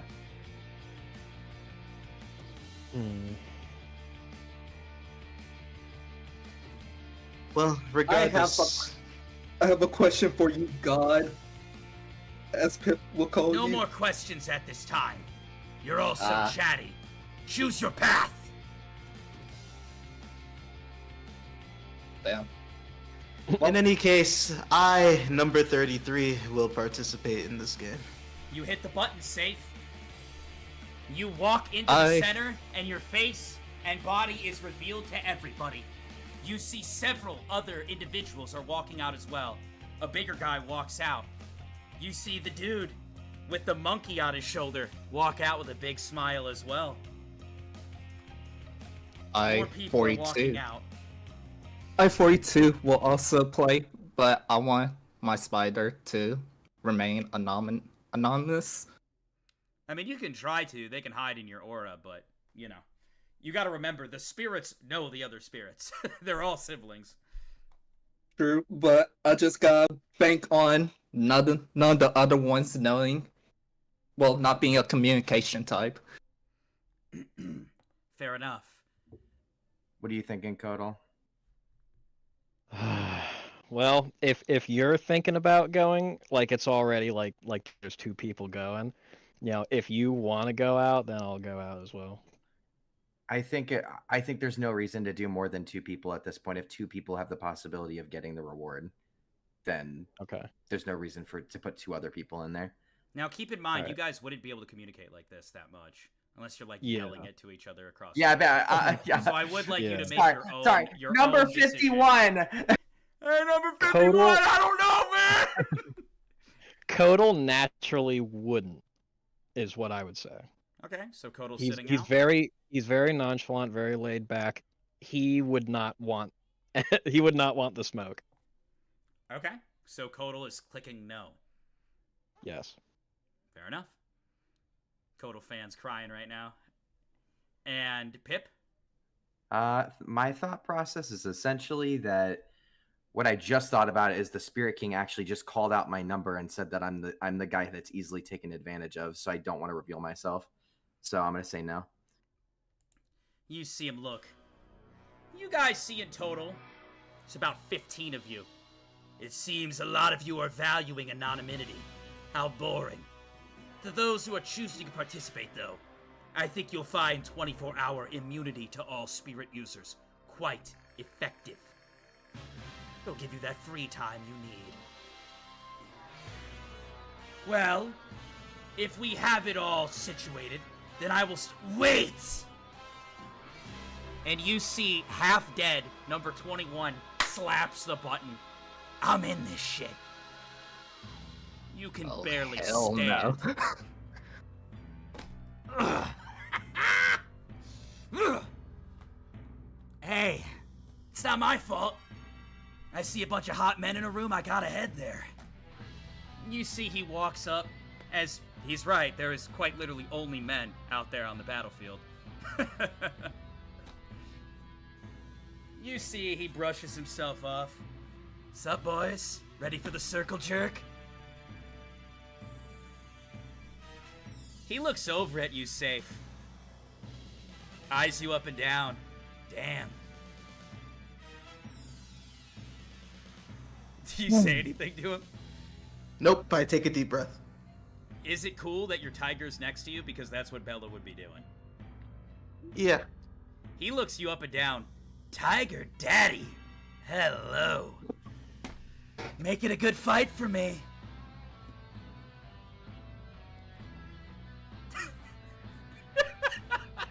I'm just not saying anything, bro. This guy's gonna get murked. I got nothing for this guy.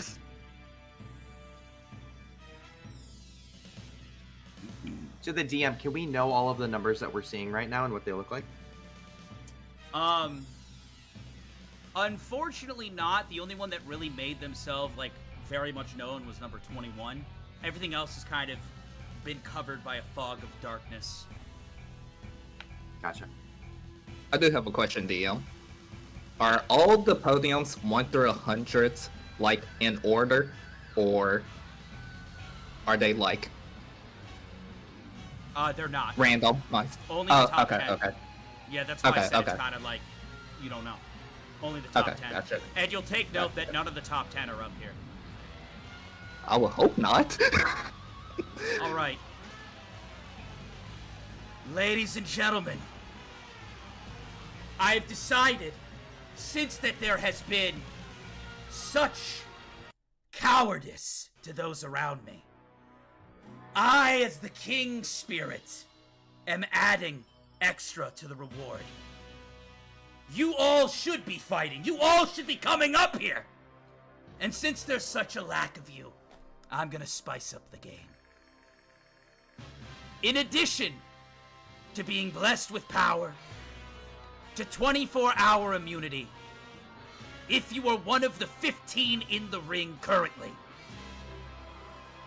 if you win, you can point to any spirit in this room, excluding me, of course, and they'll die. Obviously, this won't work on anybody in the ring, only outside of the ring. Holy you see shit. number 21. I love this guy! And you see him look at number 1 slot. I have a feeling you're gonna go bye-bye, number 1. You see the number 1. This is absolutely ridiculous. Then you should have played. I can change the rules at any time. And those who aren't being proactive are worthless to me. You disappoint me, number 1. Cowering in anonymity.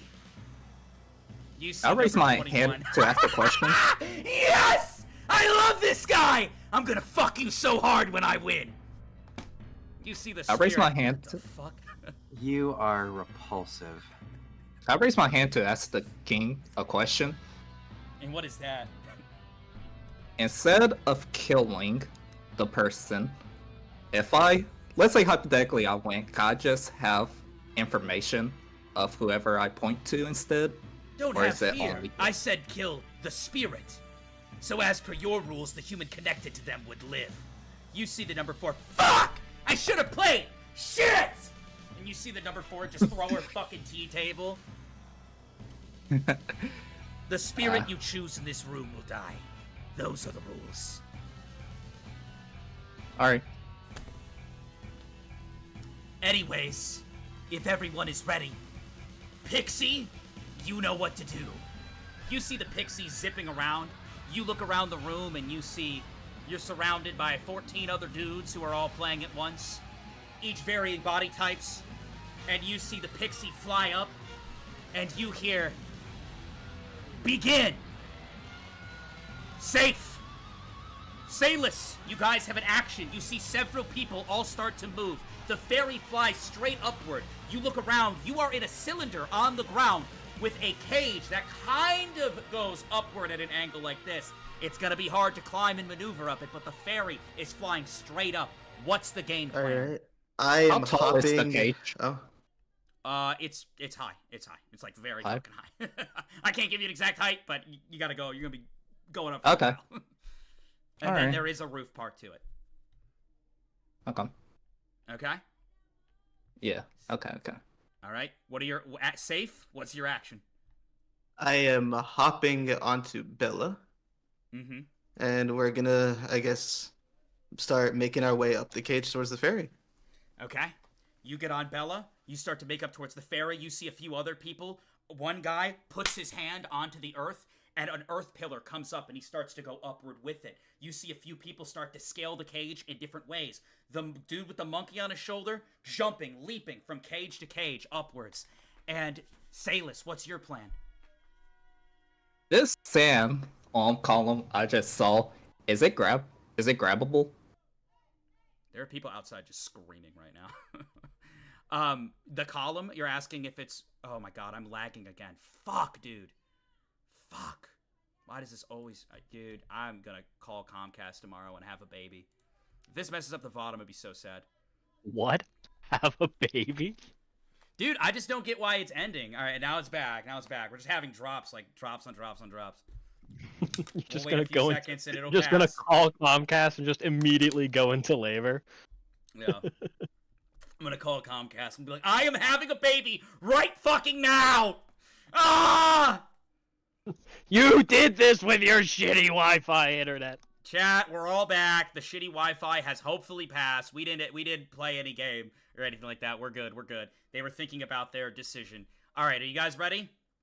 You see one guy touch the ground, a pillar rises up. You see the monkey dude jump in from bar to bar, moving up quickly with haste. You see someone else moving up the wall. You see Safe hop onto his tiger and start going up towards the fairy who's flying up at a high speed. And Sailus, what's your action, buddy? I need an action right now. You got 5 seconds. Is the column grabbable to raise me like an elevator? That's my question. I mean, not really to raise you like an elevator. It is a cage that goes at a slight angle upwards. That is it. You can grab onto the cage, but yeah, I mean, I guess. I thought the sand column that the dude used. Why are you saying I'm asking elevator? I'm getting confused because of elevator. What do you mean elevator? So the dude is making a sand column to rise himself up, correct? Oh, you're talking about the guy who's earth manipulation dude? That guy? Yes, Like, yes. Okay. Can I use that as an elevator? That's my technically, question. yeah. You can use that as. I'm an doing elevator. that. You didn't say I'm you were doing like, that. Can I use column as an elevator? I'm like, what is this guy talking about? The All earth right. column. That's what I said. But yes, I want to do that. I want to try to use the earth manipulation guy column to ride as an elevator. All right, roll a 20-sided, Safe, and Sailus. Alright. An 11. Okay. Oh You run shit, over an to the column. 18. You run over the column, you hop on it, you guys are moving towards the ferry, and then, almost as if time itself freezes, you just hear, "It's mine!" And then, an immense amount of aura fills the room, and you see the number 21 just fucking, like a fucking lightning bolt, with actual flames and electricity behind him with each step. He just, in an instant, several people who were moving up the cage towards it pass out. And he goes up, "It's mine! I win!" And he jumps up. He's already at the ferry before any of you guys are. He leaps up, goes to grab the ferry, and you see the ferry just zip up faster, and he misses it. Shit! He quickly clings back onto the cage and starts moving way past all of you. He is moving so fast. Safe, you see several bodies just fall to the ground. They're unconscious just from him running past them. You think you might be able to catch up to Interesting. him, though. Okay, you said I might be able to catch up to him? Yeah. Alright, then Just 'cause let's your turn dex is crazy invisible. right now. Let's turn invisible alongside Bella and Okay. keep my current pace. 20-sided. Alright. 19. You go invisible, and Bella is just running up the side. You are making great ground. You're catching up to him. You're like, how the fuck is this dude moving so fast? But the fairy is moving just as fast as well. They're already almost at the roof. Salis, you see this dude who manipulated the earth passed out. And the earth that you were riding up, well, it went bye-bye once he passed out. You are back at the bottom. Womp womp. What's your action? Well, I guess I'm just gonna climb the cages like normal. No need to reveal my powers yet. Okay, so you don't want to reveal your powers. You don't have climbing as proficiency, right? No. Alright, you start scaling the wall. It's a lot. Yeah. It's okay, it's okay. Say, you get up to the top, and you see at the top, just like, well, I shouldn't say that. Hold on, let me roll a die. You start approaching the top, and as you do, you see heavy clouds start to build up. You see he's standing at the top, and you leap up and you also get to the top. Rain starts coming down heavily. You see he looks over at you. You don't gotta hide, Tiger Daddy. I know you're there. Talented to get up here. Sexy to boot. Do you say anything? I will reveal myself. I'll turn visible. You reveal Might as well not waste any energy. Damn, you're hot. I can't wait to crush you. You see he licks his lip. This dude is a fucking freak, bro. You see him just kind of... He starts just itching himself in different areas. God, I'm excited. I love a good competition. You see the rain starts to pick up. There are several boulders and rocks. You guys are each on the rooftop of the cylinder. Everyone else is still climbing. You look to your left, and you look to your right. Thunder and lightning starts to build up in the sky above you. The fairy looks between the both of you as it stands over the hole. You hear from the bottom, "You better not let that freak win! Go, Tiger Dude, go!" At that moment, you see him die. The number 21 snaps his finger. You feel something bad's about to happen. Say, what do you do? 5, I'm 4, dodging out of the way. 3, I'm 2. dodging out of the way. Dex check 3 times. Holy shit, 3 of them! 1 pass. 2 pass. 3 pass. At that moment, several strikes of lightning come flying down. Crack, crack, crack! And you just dodge, dodge, dodge. The 18 in Dex, the Tiger's 18 is doing wonders. He's dodging lightning. You move backwards and you see him. Ah, wow, you are impressive. Try this on for size. You see the number 1 remove 2 of his earrings, and he flicks them at you. And a bolt of lightning and flame picks up from behind them, and they fly at you like bullets. What do you do? 5, 4, 3, 2. I'm dodging these too. And Dex trying to check. close the distance. Dex check twice and a 20-sided for execution. That was close, but I passed the first one. And I not a passed the tie, second right? one. It's Huh? not a tie, right? You have to roll less than 8. No, it wasn't a tie. It was Okay. 17. You see Safe running along, rain coming down at a high speed. An earring flies towards you, imbued with lightning. You dodge past it. You leap over. You almost lose your balance on the edge. Another earring flies towards you. You dodge over that. You move in. You and Bella are running together, closing the distance. You see him. Oh no. The sexy tiger man's gonna catch me. Sure hope he doesn't take advantage of me when he gets here. I'm helpless. You see him stand there, completely open. Where's the What fairy? do you do?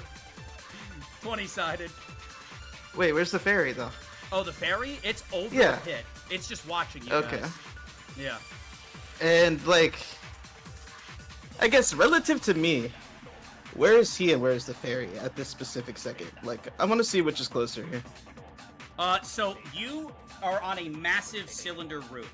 And the cylinder, right, goes down to where you guys came from, and the ferry is directly over the center. So to get to the ferry, you would have to, like, fucking leap, right? and try to catch the fairy in air, but that thing is like lightning fast. He just started attacking you, so you're kind of now engaged with him, but you could say fuck that and leap for the fairy. If you miss, though, you might be fucked. Shit. Need an answer? In that case, I'll keep biding my time and dodging.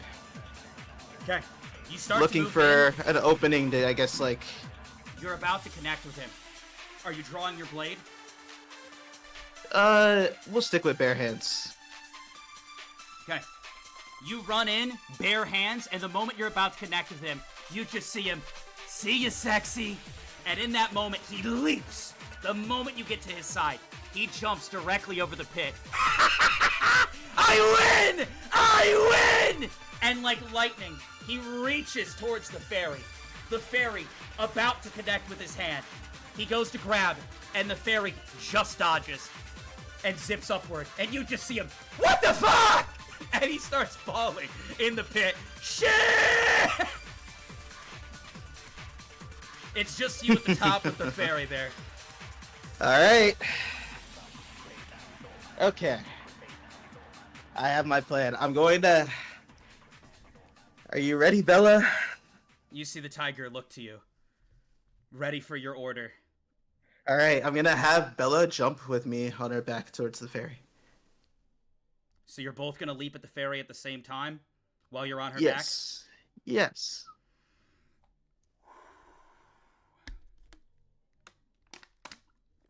back? Roll a 20-sided. Alright. It's a 6. Lol. You get on Bella, you go to leap, you slip on the water. Shit! You both start plummeting.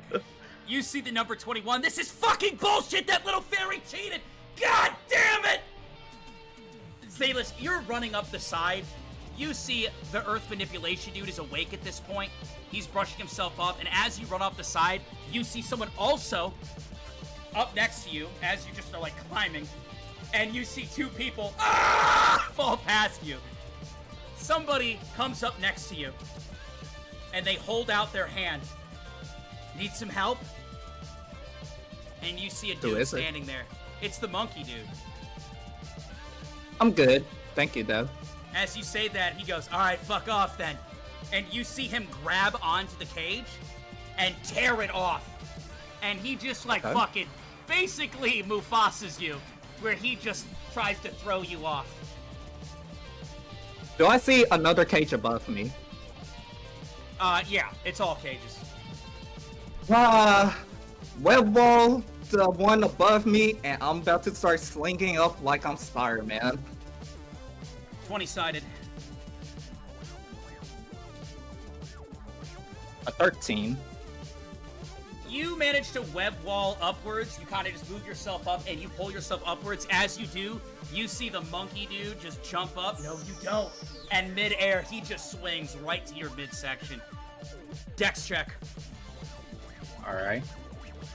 First one is a pass. Second one is a pass. We love those. You manage to dodge, and you guys kind of stop on top of this cage, and he just kind of engages with you at that moment. He just swings his foot upwards, and he is coming at you, bro. Roll a 20-sided twice. First one is a 15. Second one, a 13. You're engaged with combat with him. You kind of dodge, swing, swing, dodge, and then out of nowhere, you just feel massive pain as his fist connects with your gut. You just start to cough up, and he sinks his fist into you, and you fly upwards. As you fly up into the air, he leaps, does a twirl, and his foot comes crashing down right where your head is. Roll a 20-sided. Alright. Roll a 17. You managed to actually catch the foot in air, and now both of you are falling. Alright, is he am I the one looking like I'm going to hit the ground first, or is he the one looking like he's going to hit the ground first? You would hit the ground Based on first our if you guys position. managed to fall in the position you were, but you have him caught in air and you guys are both kind of like going. You do have a hold of him though. I am going to try to flip us so I'm like higher than him, and then let go, and then try to jump off of him so he's the one like falling. What's your and strength? I'm not. My strength is a 10. 20-sided. All right. A 12. You guys twirl. As you do, you actually manage to just plant him into the dirt, and you stick the landing. As this is happening, Safe, you fall. Bella manages to kind of like leap down and kind of stick the landing. Cat's pretty good. I mean, you've seen it jump off the building in the beginning. You stick the landing to the ground, and as you do, you already see number 21 is halfway up the fucking building again. Dude is moving, and he is just like running full speed. I will win. I'm meant to win! Say, Vodka. Yeah, what's up? How long did it take me to hit the ground just now? Maybe like 10 seconds.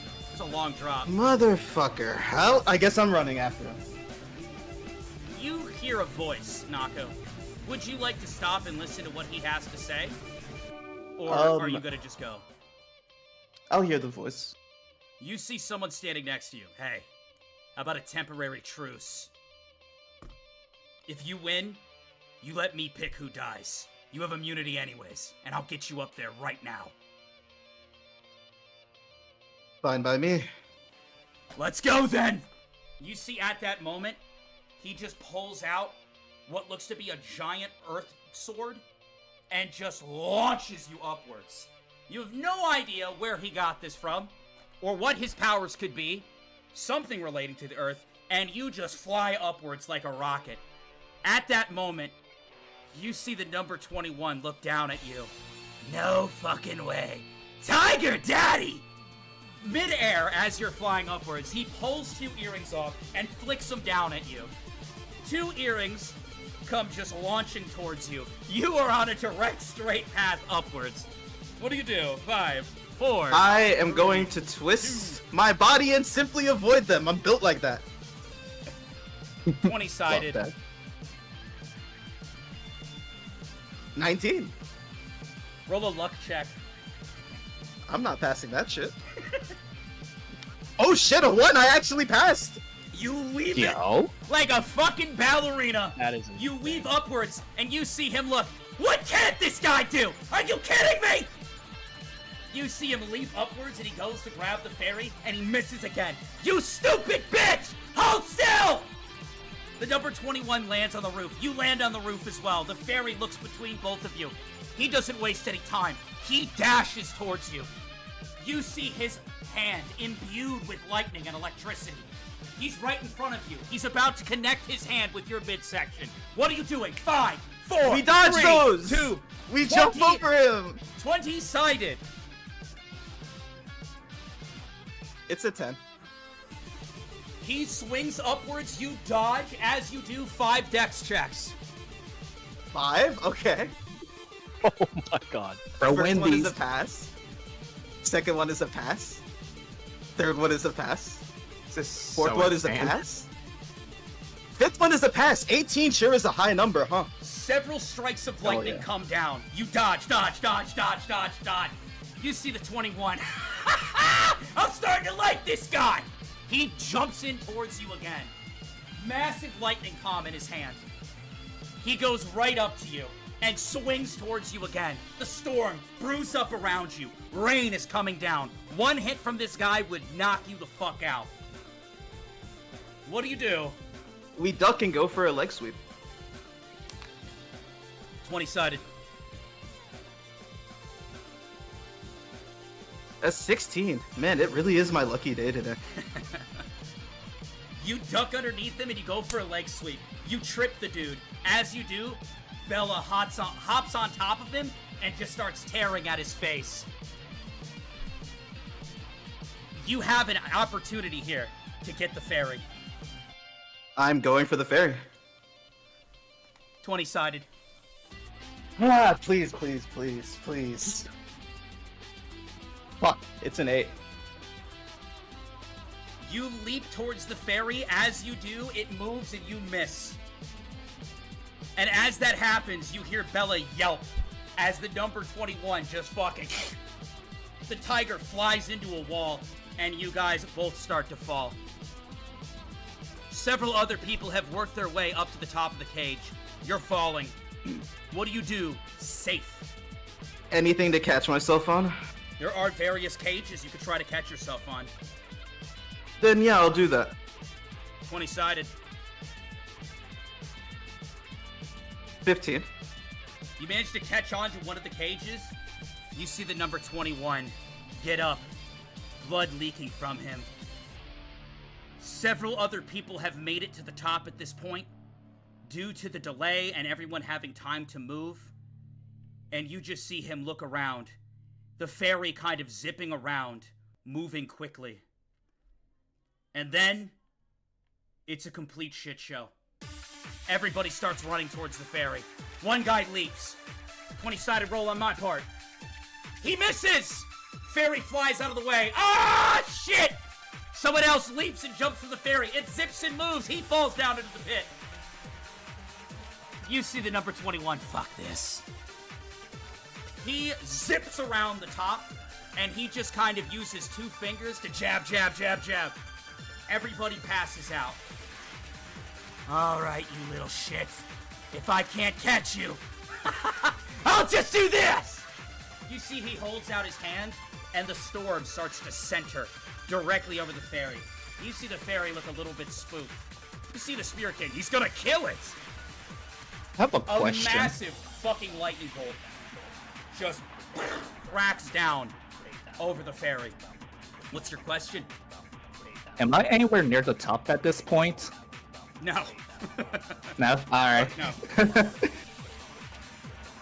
You see the fairy get struck with lightning, and it starts to fall. Hey, from where I am on the cages right now. Yep, you have an opportunity. Yeah, we go for those. You see the fairy falling. You see the number 21. It's mine! I win! And he leaps off the earth. Off the earth he's standing on. And like a fucking lightning bolt, comes down towards it. Safe. You have an opportunity here. Roll 2 20-sideds. Okay. The first one is a 10. The second one is a 15. You run in. Okay, roll. You leap towards it. As you do, you go to grab it. It's right there. You reach your hand out. And before you know it, the number 21 rolls slightly better than you and grabs it. He holds it tight. And the moment he does, he just zips around the cage. Can Bella intercept him, or is she down? Bella's down. You see a timer appear. 1, 2. He is just moving, running at light speed. I ain't letting this go! Salus, you see this happening. You see the timer. 3. Is he 4. running like around, like up towards he's, the top? He's running around, but downwards towards the base. 5, 4. Fire well 3, ball and encapsulating the whole thing to capture him. 20-sided.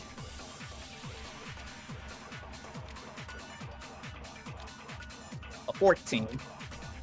You shoot out a web wall, he dodges it. Bro's moving fast, you're gonna have to do hotter than that. You hear 6, 7. Unfortunately safe, you're a bit too far away. And you're falling without Bella. You might have a chance towards the end. Alright, max. Alright, all the energy this fire can give me, same thing. And if I capture him, pull him hard enough to where he hopefully let go of the fairy. 20-sided. A 17 this time. You hear an 8! At that moment, you connect him in a web wall. You have it at the end. You see him holding the fairy tight as you have him webbed. You hear an 8! 9! What do you do? Sailus, your last action! the fairy! You're gonna... What are you doing? What are you doing? Cut the wrist that was holding the fairy, so he let go. You pull him in. You move towards him with your blade, I assume? Yes. You go in to slice his hand, and then 20-sided. Come on. A 16. Well, he rolled a 19. Yeah. You swing in, and you hear, and 10. Time! The winner, the number 21, though I paid to say it. You see the 21.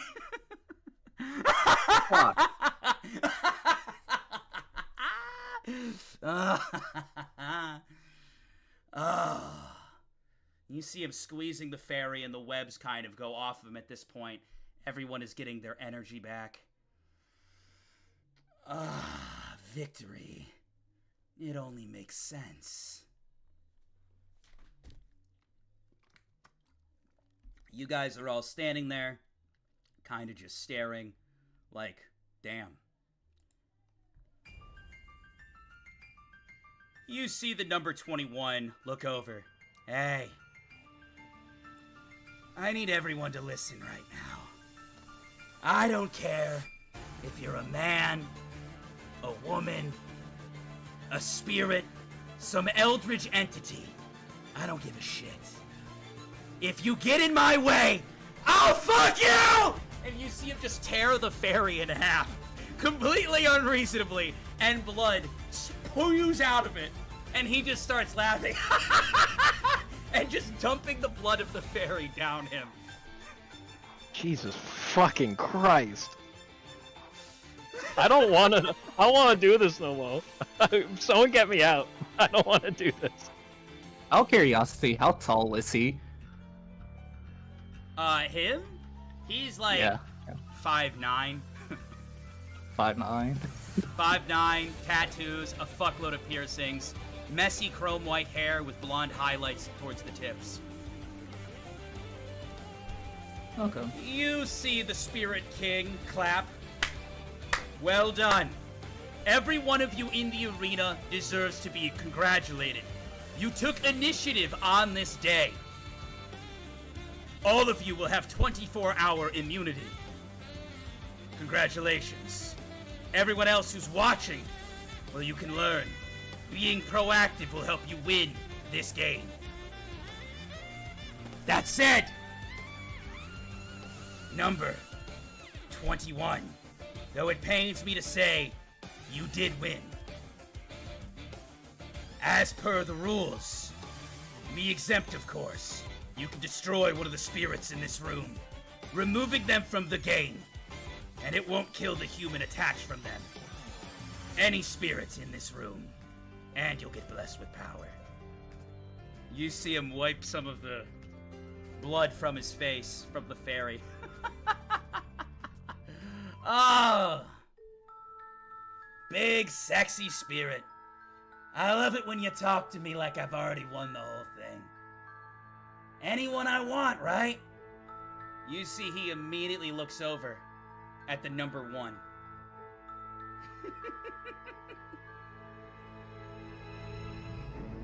And they said the top 10 were the most to fear, right? You hear the voice of the number 1. You can't be serious.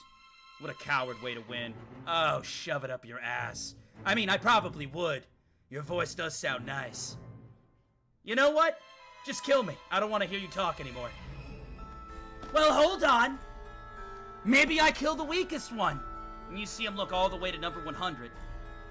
That way we have more fun. You see him look around. Eeny, meeny, miny. As he says that, he points to Kotal's cage. Mo, he points at Pip's cage. The spirit I choose is you. And you see he points his finger in a direction that kind of surprises you. You all look over, and you see that he's pointing his finger at the Spirit King. I already told you I'm exempt. Why are you wasting our time? Oh, I'm not pointing at you.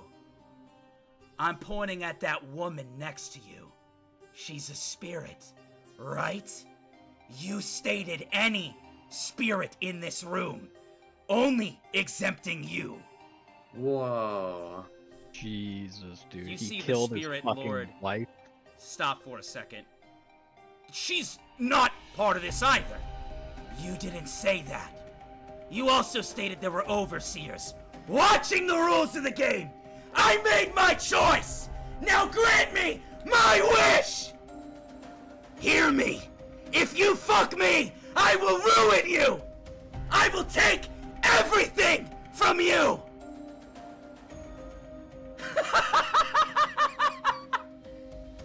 You see him look. Well, this is preposterous. It's not gonna... And then you hear a voice cut from above. The reward will be seen through. You hear the Spirit King, what? And at that moment, the Spirit Wife explodes.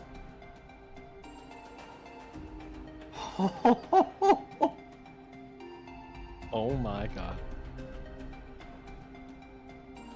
This guy is unhinged.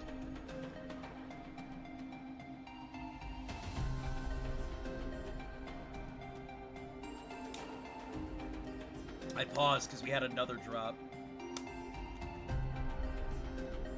This is fucking crazy. I don't want to Man. go up against this guy. whole session is nuts. This guy's if only built he different. didn't. If only he didn't roll a 19 right there. Damn. His power concerns me. You see That's the my Spirit bad, King, Nako. who was very cocky and abrupt and aggressive before, just kind of go quiet. And you see the number 21. Man, I love this game. And now that you don't have a wife, there'll be no one to be upset when I'm railing that ass later. Anyways, I'll see you when I win. And you see him walk back to his cage. You see the Spirit King stand there.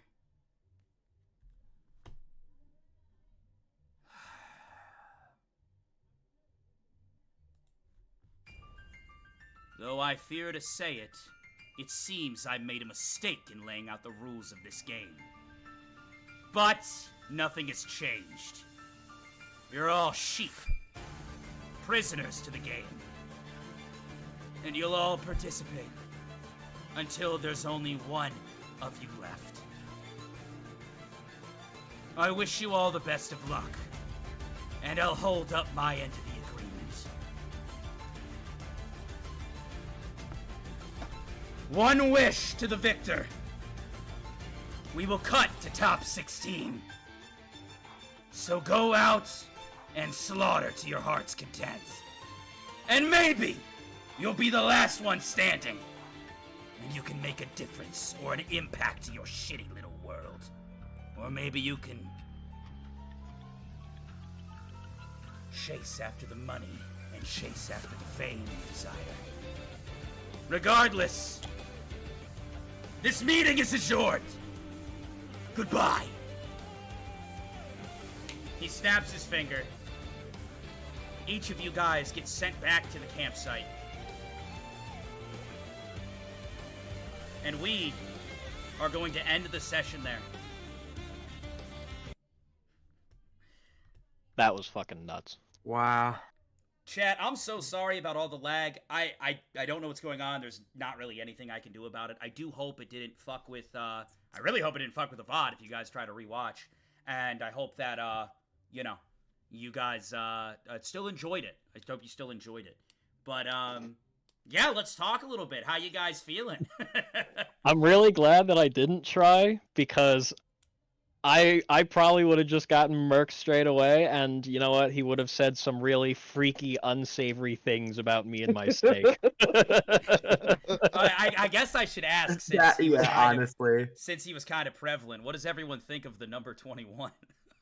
Bro's different. He's He is different, but freaky. his power is really concerning, though. Oh yeah, I don't know how we beat that guy. Yeah, I gotta Yeah, be that honest. Like like if we were in like a city setting, he would absolutely whoop our asses. Like I mean, he was so fast, and he had lightning, and you said fire at one point, didn't you, Vodka? Yeah, there were like flame trails when he was moving. Yeah, that's yeah, bro is that's literally a lot. shooting lightning in a line. Like that's crazy, bro. That is Like, a lot to deal with. VodkaSunnyD, I got your plushie. I sure hope it's everything that you wanted it to be, and it looks good and awesome and goofy all at the same time. I saw you sending pictures of it. You're memeing on it already. It's big, right? But yeah, 21 is wild. And damn, I'm just like thinking about our numbers too, and I'm just like, so we got 60, 51, 42, and 33. So we're kind of all across the board right now. Yep. Yeah.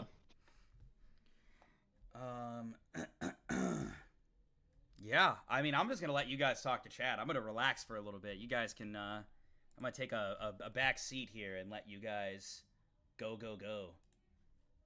Low-key, I do. Imagine if I had time alter for this, just say.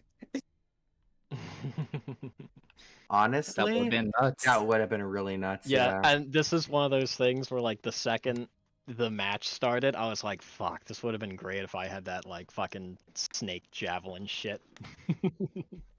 I missed out because, like, regardless of the power that I picked, I straight up don't have a weapon. So like I don't have anything to really be helpful here other than in like supportive needs. So I'm like, as soon as we're out of this, we need to go to a town. I need to buy as much equipment as possible. Yeah. I really need to find a weapon shop so I can just, like, essentially steal without stealing. Also, I'm hoping the lag didn't fuck this session up too much because there was a lot of information that was thrown out there. A lot of your questions were answered. A lot of mysteries were also presented to you. And even before, you know, that whole sequence, yeah, I mean, we got to see Salus's backstory. What'd you guys think of that? Damn. Super fucked up. If Salus stocks aren't going up after this, then there's something wrong with you guys. No, we gotta keep them low. We gotta keep them low. That way, Nah, dude, Salus stocks have to be on the rise after. Oh no, we already got the investor buying before episode. You've got 1. mommy and daddy issues, mostly because your mommy is dead and your daddy is just fucking. Y'all hearing this guy? He said mommy is dead. Nope. We don't know that. Y'all hearing Well, we don't know that. she did just disappear. She could be alive, but The way you're talking about it right now, what the fuck, Kodal? this is why I did not invest in Coal Coin. Hold up. This is why I didn't invest in Coal Coin. somebody. Oh, fuck off with the Kodal coin. Somebody said in the chat, Heyte said, since Kodal got to see the Earth Guy's sword, can I copy that? That's actually a really great point. Yeah, it's a good thing that you didn't make notice of that in the game, right? Yeah. And then it was you're out of game lame. after the session ended. Brother. Fucking lame. What do you guys think of Riften? I gotta know the Riften take. I don't know what I think about Riften. Sus as fuck. I'm not a big fan. I don't know how I feel about him right now. What do you mean I'm selling? What the fuck? What did I do? Pip is fucking pissed at him, but you know, other than that, What do we think of Vaughn? Without any spoilers. I Of the fucking hate conversation. Vaughn. Yeah, I'm nervous because, you know, we know nothing. I've hated Vaughn since the last little one shot we did. I fucking hate that dude.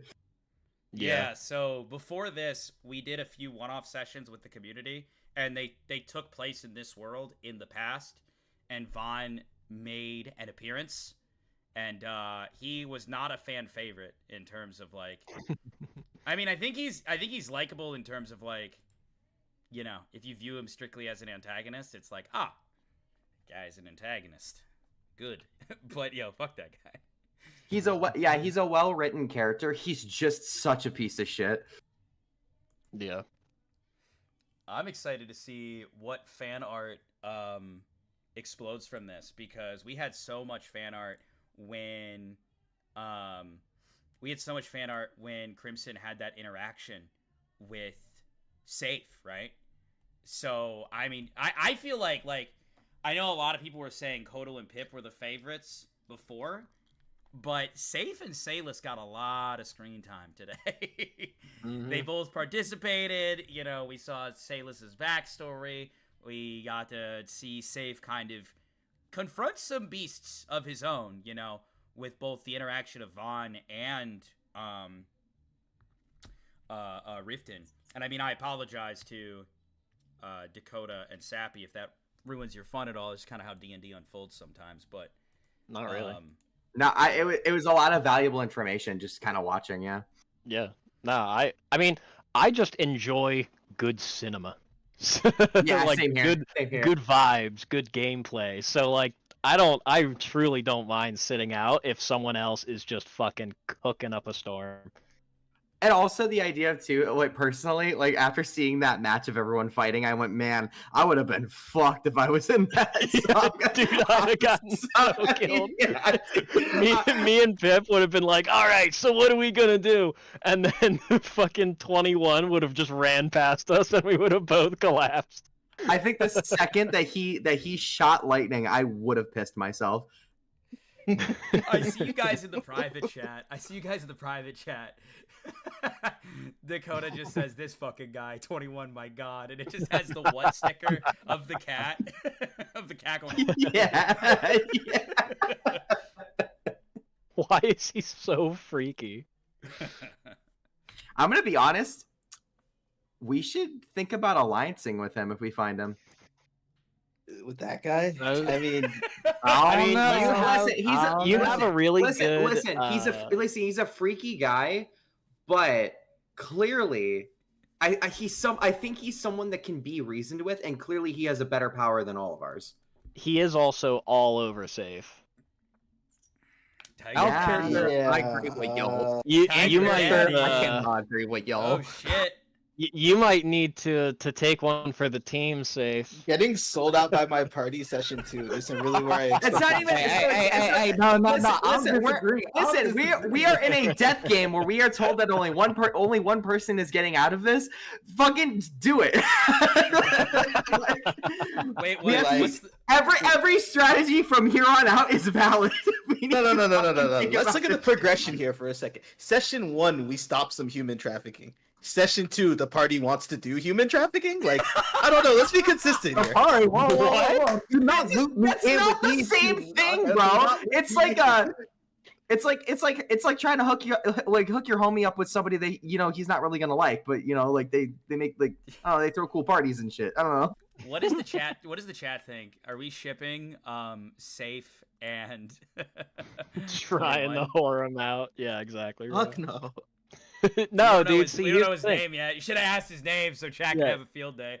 No, I don't think I needed to ask his name. You have to get with him, because then you can either you have like an amazing night with him, right? He's completely exhausted, and then you just stab him or kill him. This your man? Okay, but real talk. First of all, is this your man, chat? Is this y'all's favorite role? However, all I'm gonna say is, why would I need to do all that with a dude who couldn't land a hit on me? Oh shit.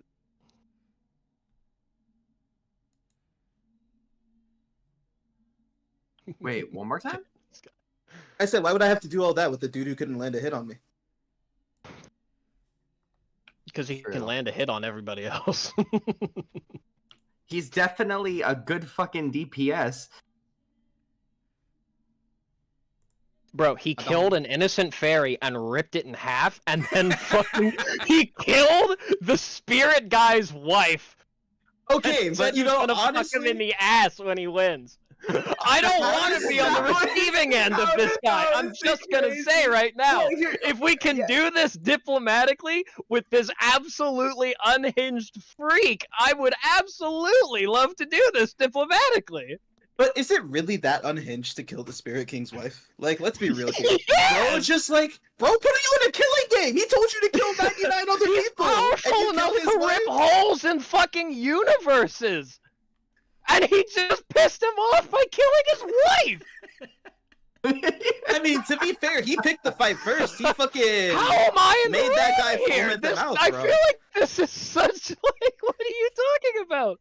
I don't want to be on his bad side. When you guys No, were, I'm you guys with- were asking me about Rita, I really wanted you to meet 21 because he was my favorite character to write.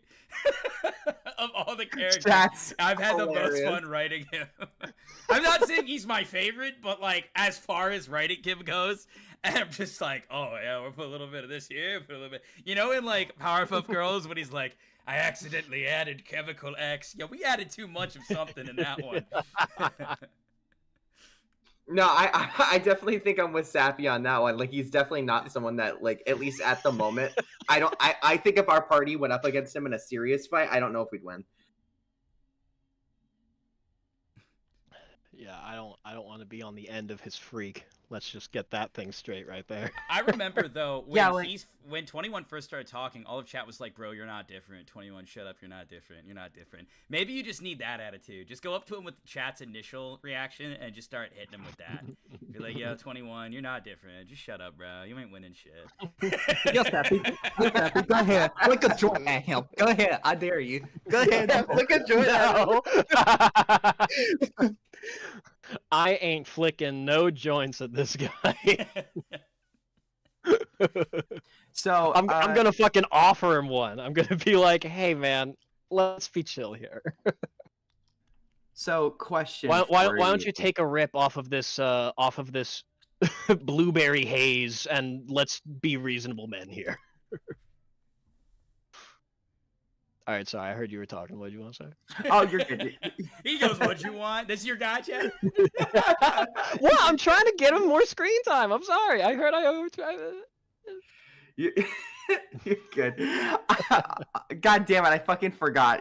God damn you! Well done. Well. No. I'm trying to back my brain. There was a question I was gonna ask. Oh, okay, I remember it. So, our number is based on our position and how we did on our trial so far. Does that mean that no. our number? So, Okay. good question. I know where you're going. It's not going to change. So they didn't just. This isn't their only test. So the spirits were undergoing tests prior to this, and then they all got ranked, and then they got put into the game. So their rankings are Gotcha. like set. So where your ranking is based on how good they did in the prior tests. Okay, were we able to tell who all of the players were that were in there and what their numbers were, or no? No, unfortunately not. Damn it. But I see someone say, "Yo, Vodka, would it have worked if instead of trying to cut off 21's hand, they had flirted? If Salus would have started aggressive..." Actually, I don't know about Salus, but if Safe would have hardcore started aggressively flirting, that battle could have gone differently. Oh no, it's super funny because like the whole time during that fight, I was like, this would have been so fucking free if I was 18 charisma right now. This would have been like the freest fucking shit of my life. Yeah. All right. Well, I think I'm about ready to wrap up the stream and scroll back and see all your guys's, pictures of and discussions regarding it. Rate the session out of 10. You guys still like it? Is it still heat? How was session 2 compared to session 1? Better? Worse? Don Donovan's widow has a question for you. Don Donovan has a question. Oh, what's that? Oh, no, they haven't asked it yet. They said they scream they have one question. They're probably freaking out, like trying to type it out real fast. Will we ever see the Earth Man again? Presumably, yeah. Yeah. I think he's. I wonder who he wanted to kill. He should have made. Yep. Yep. See, you're noticing. You're noticing. I'm constantly throwing out little lore tidbits. Constantly. But, yeah, I'm excited to see the stocks. You guys are going to have to let me know who's your favorite after session 2. I'm sure everyone's going to say Kodal and Pip still, but hey, maybe there'll be that one Honestly, person who's I don't like, think so. number 21 is my favorite. I think Pip is probably going to stay pretty high, but I don't think Kodal stocks are going to stay high. I think they're probably going to drop. I mean, Salus and Safe stocks have to be fucking skyrocketing after What do you this. mean? I choked at the end twice. You did the I also absolute did. most in that fight. Like,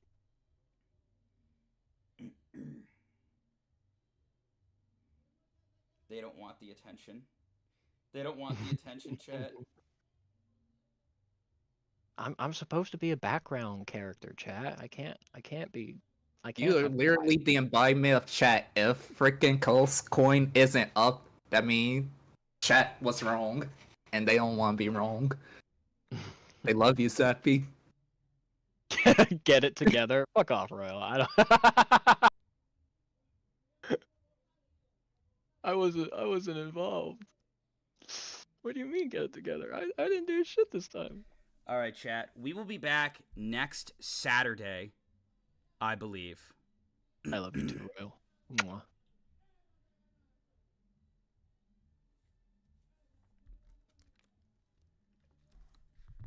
Have a wonderful night, everyone. Take it easy. Stay safe.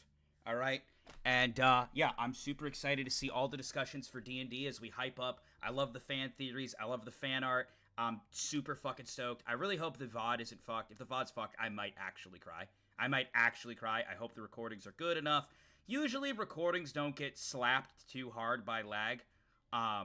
They don't. The VOD still just plays, and I go, like, kind of quiet. So, I'm hoping that the recordings are still holding strong.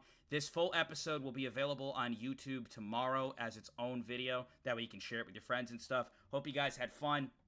I'm cooking too hard in the kitchen right now, chat. Ain't no one can stop me. But I love the theories. I really hope you guys keep delving into the little tidbits of lore here and there. And I hope you guys are having as much fun as all of we are. All right, I'm heading out. Bye, chat. Bye, gamers. Bye, everybody. Thank you for watching. Goodbye. Goodbye now. I will see you next Saturday for the next episode. I mean, if you want to watch my other streams too, you guys already know. I'll be